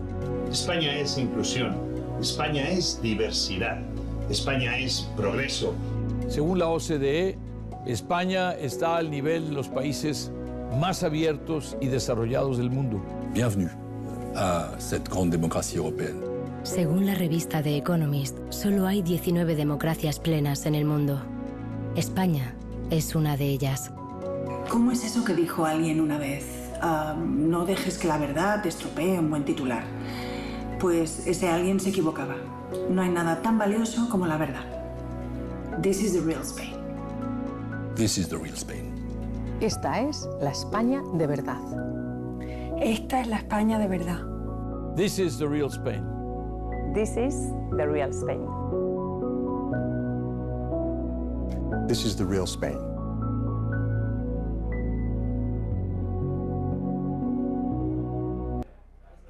¿Cómo lo veis? ¿Lo veis necesario? ¿Lo veis oportuno? ¿Veis que puede ser efectivo? Yo sí. De hecho, me parece un vídeo muy bien elaborado, con personas bastante pues, conocidas y que pueden aportar un poco de luz al tema, y sobre todo después del gobierno anterior que tuvimos, que hizo dejación de funciones en este tema totalmente, no hizo ese ejercicio de pedagogía en el exterior, porque estos señores los independentistas se dedicaban a contar sartas de mentiras por todo el mundo y no había nadie que les rebatiera, excepto pues, un cónsul o un embajador que enviaba una carta a un medio de comunicación, pero claro, la repercusión no era la misma. Lo que pasa es que yo creo que el gobierno, este ejercicio que hace para el exterior, debería aplicárselo un poco también en el interior. Y por ejemplo, la figura esta del relator tan comentada, precisamente lo que está haciendo es darle más argumentos al separatismo para decir, hombre, pues algo de razón tendremos cuando el gobierno nos pone un relator. Entonces, muy bien la campaña en el exterior, pero luego que dentro de España que se apliquen un poco el cuento y que no den ni esta al independentistismo para poder armarse de argumentos.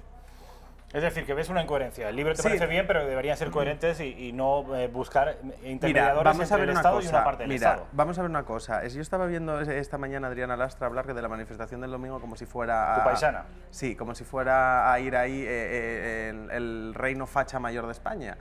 Y yo pensaba y decía yo, Un facha peligroso es Felipe González, un facha peligroso es Alfonso Guerra, un facha peligroso es Emiliano García Paje, una facha peligrosa es Ángeles Barceló, la periodista que hizo el otro día un editorial en su programa de radio contra el gobierno demoledor. Pues debe ser que son todos fachas. Además es que están copiando el argumento del independentismo, que el que no comparte, debe ser que de tanto juntarse con ellos se les está pegando lo peor, pero es que están comprando su argumento, es decir, que el que no piensa igual que nosotros y el que no sigue lo que estamos haciendo nosotros, fachas. Pues vamos, el domingo se va a llenar España de fachas. Eso lo dijo además ayer Albert Rivera, que le preguntó a Sánchez que si entonces Alfonso Guerra era de extrema derecha, por decir, tras el repaso que le dio en la presentación del libro. Se refería Pepe a una serie de socialistas de carné o de los medios de comunicación, periodistas de sensibilidad progresista, a los que hay que añadir, por ejemplo, a Javier Lambán, que es el presidente de Aragón, a Soraya Rodríguez, Emiliano García Paje, sí, Guillermo Fernández Vara, o incluso el presidente del Principado de Asturias, Ángel Gabilondo, que es muy cercano a Pedro Sánchez, esta mañana ha dicho que de relatores nada, que las cosas se hablan en el Parlamento, que paso está. Es que si no, ¿para qué les pagan el sueldo? Es que todos esos varones del Partido Socialista saben que al votante medio del PSOE esto no lo entiende ni le gusta. Y muchos de ellos, en realidad todos, van a tener que enfrentarse a las urnas el próximo día 26 de mayo. Ángel Gabilondo en Madrid, ahí es nada. Y sabe que los socialistas de Madrid esto no lo van a entender. De manera que están todos intentando apaciguar los ánimos de sus potenciales votantes, porque esto difícil. Tanto el presidente del Principado como el de Extremadura, que son los dos socialistas, han salido a intentar revertir esta oleada de... La última cosa es que no sé si te das cuenta que toda esta gente, además, Paje, Lambán, Felipe González, el presidente de Asturias, son precisamente los que durante la guerra en el PSOE, que acabó otra vez con Pedro Sánchez de secretario general y ellos apoyaron la corriente de Susana Díaz, precisamente lo que no querían que ocurriera es lo que está ocurriendo ahora. Está ocurriendo pues, cesiones al independentismo a cambio de unos presupuestos, y esto fue lo que dejó clarísimo esta corriente del PSOE, que no podía pasar bajo ningún concepto. Bueno, pues el lobo ya está en casa. La posición de Guillermo Fernández Vara, el presidente de Extremadura, es normal, teniendo en cuenta los privilegios que se le dan a Cataluña y el trato que recibe Extremadura. Esa es una de las críticas que viene haciendo el socialismo extremeño, con respecto sobre todo al tren extremeño, que a juicio de muchos extremeños no sería sino la consecuencia de las dádivas que a Cataluña se le vienen dando desde hace 40 años.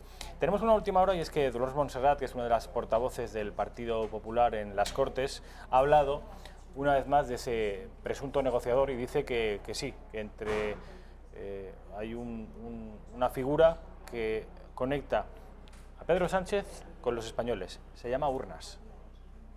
Y por tanto, hoy es un buen día para decir bien claro a Pedro Sánchez que no caben ni mediadores ni relatores, que el mediador y el relator entre Sánchez y los españoles son las urnas. Los españoles queremos votar, los españoles queremos decir basta ya a la rendición de Sánchez ante los independentistas, ante estos independentistas que su único objetivo es romper España. Sandra, no te voy a pedir información, te voy a pedir opinión personal. Analista, eres política, sabes cómo funciona la política en nuestro país y tendrás una opinión. El asunto catalán, que viene coleando desde hace 40 años, pero en los últimos 4 o 5 de manera mucho más agresiva. Estamos viendo que las sesiones no han funcionado ni funcionan. Tú, si tuvieras al país a tus pies, si tuvieras las riendas del gobierno, ¿tú cómo solucionarías el conflicto separatista? Pues yo aplicaría lo que pide aplicar Santiago Abascal, Vox, vamos, y lo que pide PP, Ciudadanos, aplicar el artículo 155. Y bueno, ahora, de cara al juicio del proceso, lo que hay que hacer es evitar que se convierta en un circo, que es lo que ha dicho hoy Ortega Smith en una entrevista en Es Radio. Ha dicho que ahora todo el separatismo va a intentar que esto se convierta en un circo mediático. Y ahí tienen que estar ellos para tratar de que sea un juicio serio y que no se vea afectado pues, por radicalismos, por el separatismo radical, que es lo que va a pasar. Esperpentos que seguramente monten algún esperpento los separatistas en el circo. Me gustaría que vierais una noticia del Mundo que os va a llamar la atención, que hemos conocido hoy y que, en fin, no os va a dejar indiferentes a vosotros, no les va a dejar indiferentes a ustedes. Vamos a ver. El profesor de Oxford que vivió como una nutria y comió lombrices para entender a los animales. Ahí estáis viendo al profesor, este no es cualquiera cosa, este hombre es un hombre con una amplísima formación intelectual, que está ahora mismo de neopreno y se está lanzando al mar. Aquí dice: nunca quise volver a casa, lo realmente raro es estar tirado en el sofá comprando en un centro comercial o sentado durante horas en una oficina.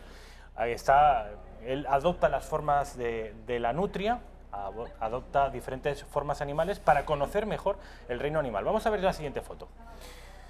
Ser una nutria es como estar colocado de speed, dice este profesor de la Universidad de Oxford, y lo ves revolcándose entre las ramas para luego poder dar testimonio a sus alumnos de cómo es la vida animal. Y además he entresacado de entre sus declaraciones las siguientes. Vivió durante semanas, dice El Mundo, en una tejonera comiendo lombrices de desayuno, merienda y cena, bajo los rápidos del East Lynn, enfundado en neopreno, y corrió desnudo a través de un bosque nevado mientras un amigo cazador y sus sabuesos lo perseguían como si fuera una presa. Vamos con las siguientes declaraciones, estas ya del propio protagonista, del profesor de la Universidad de Oxford. Dice: después de un tiempo supe que tenía que restablecer mi conexión con el mundo silvestre o, de lo contrario, acabaría destruido. Nunca quise volver a casa porque me lo estaba pasando en grande. No sé si tenemos alguna declaración más de este... No tenemos. Bueno, yo creo que es suficiente como para que mis compañeros me den una opinión sobre este experimento científico. En primer lugar, Pepe. Me parece un experimento bastante llamativo, pero sí que es cierto que para tú conocer realmente lo que está ocurriendo tienes que meterte en el hábitat. Hombre, la señora esta, Jane Goodall, no, creo que era el nombre, se metía entre monos y a nadie le sorprendía. Y este señor quiere entender el comportamiento de las nutrias. Una nutria que come lombrices, pues tendrá que comer lombrices. Lo que no veo muy allá es lo del neopreno, porque la piel de la nutria no es como un neopreno, debería llevar algo más de pelo. Pero me parece muy correcto. Alejandro Josa, en los últimos años, Alex, no te vayas, porque este señor, profesor de Oxford, ha añadido a su currículum 5 líneas de trabajo. Para ello se ha convertido y ha vivido como tales, como en un tejón, en una nutria, en un zorro, en un ciervo y en un vencejo. Profesor de Oxford, no es cualquier persona. Come lombrices, se baña y todo para intentar reflejar en sus clases la vida real de los animales. Sandra, ¿a ti qué te parece? A ver, yo, como dices que ha añadido... Como toro, ¿qué dice usted? Que ha añadido cinco líneas en su investigación. Sí. Tejón, nutria, zorro, ciervo y vencejo. Además, se hace perseguir por cazadores para sufrir la adrenalina, sentir la adrenalina que sienten los animales. Hay otra cosa ahí que no me cuadra. Vamos a ver, si el neopreno se supone que simula la piel de la nutria, ¿por qué delante de los cazadores corre desnudo? En pelotas, claro. Debería correr con una especie de... Sí. ¿Las nutrias se quitan el pelaje para correr delante de los cazadores? No, es que no ahí el profesor de Oxford no le voy a rebatir, porque yo no soy profesor de Oxford ni de nada, pero ahí eso me chirría bastante. Sugerencia de nuestro compañero Solo Pepe. Trabaja este... Bueno, son 5 animales los que trabaja. Tejón, nutria, zorro, ciervo y vencejo. Lo digo por si quiere pasar a... ¿Qué es un vencejo? Yo no sé lo que es un vencejo. Yo no sé, debe ser un animal que está tirado por el suelo porque este hombre estaba tirado por entre las hojas. Sandra, ¿a ti qué te parece un experimento? Por ejemplo, ¿tú estarías dispuesta a llevarlo a cabo también? Rafa, no. No. ¿Pero te parece algo serio o te lo tomas? Porque veo que no... Hombre, pues me parece algo muy poco serio, la verdad, Rafa. Muy poco serio. Estoy aquí aguantándome la risa. Oye, yo discutiría los términos contractuales y a ver lo que se paga. Porque... A Pepito, es que Pepito todo lo que se come le da igual que sean lombrices. Sí, exactamente. No, pero yo sí que lo discutiría, a ver lo que se paga. ¿Vosotros, por cierto, habéis comido, no lombrices, porque entiendo que no, pero insectos? Yo comí insectos aquí contigo en esta misma mesa, unos grillos y unos chapulines, unos saltamontes, que estaban bastante buenos. Sí, estaban bastante buenos. Yo pensaba que iba a dar una... Sí, bueno, me gustaron. No aquí delante de los espectadores. No, los probé ahí. Y me gustaron bastante.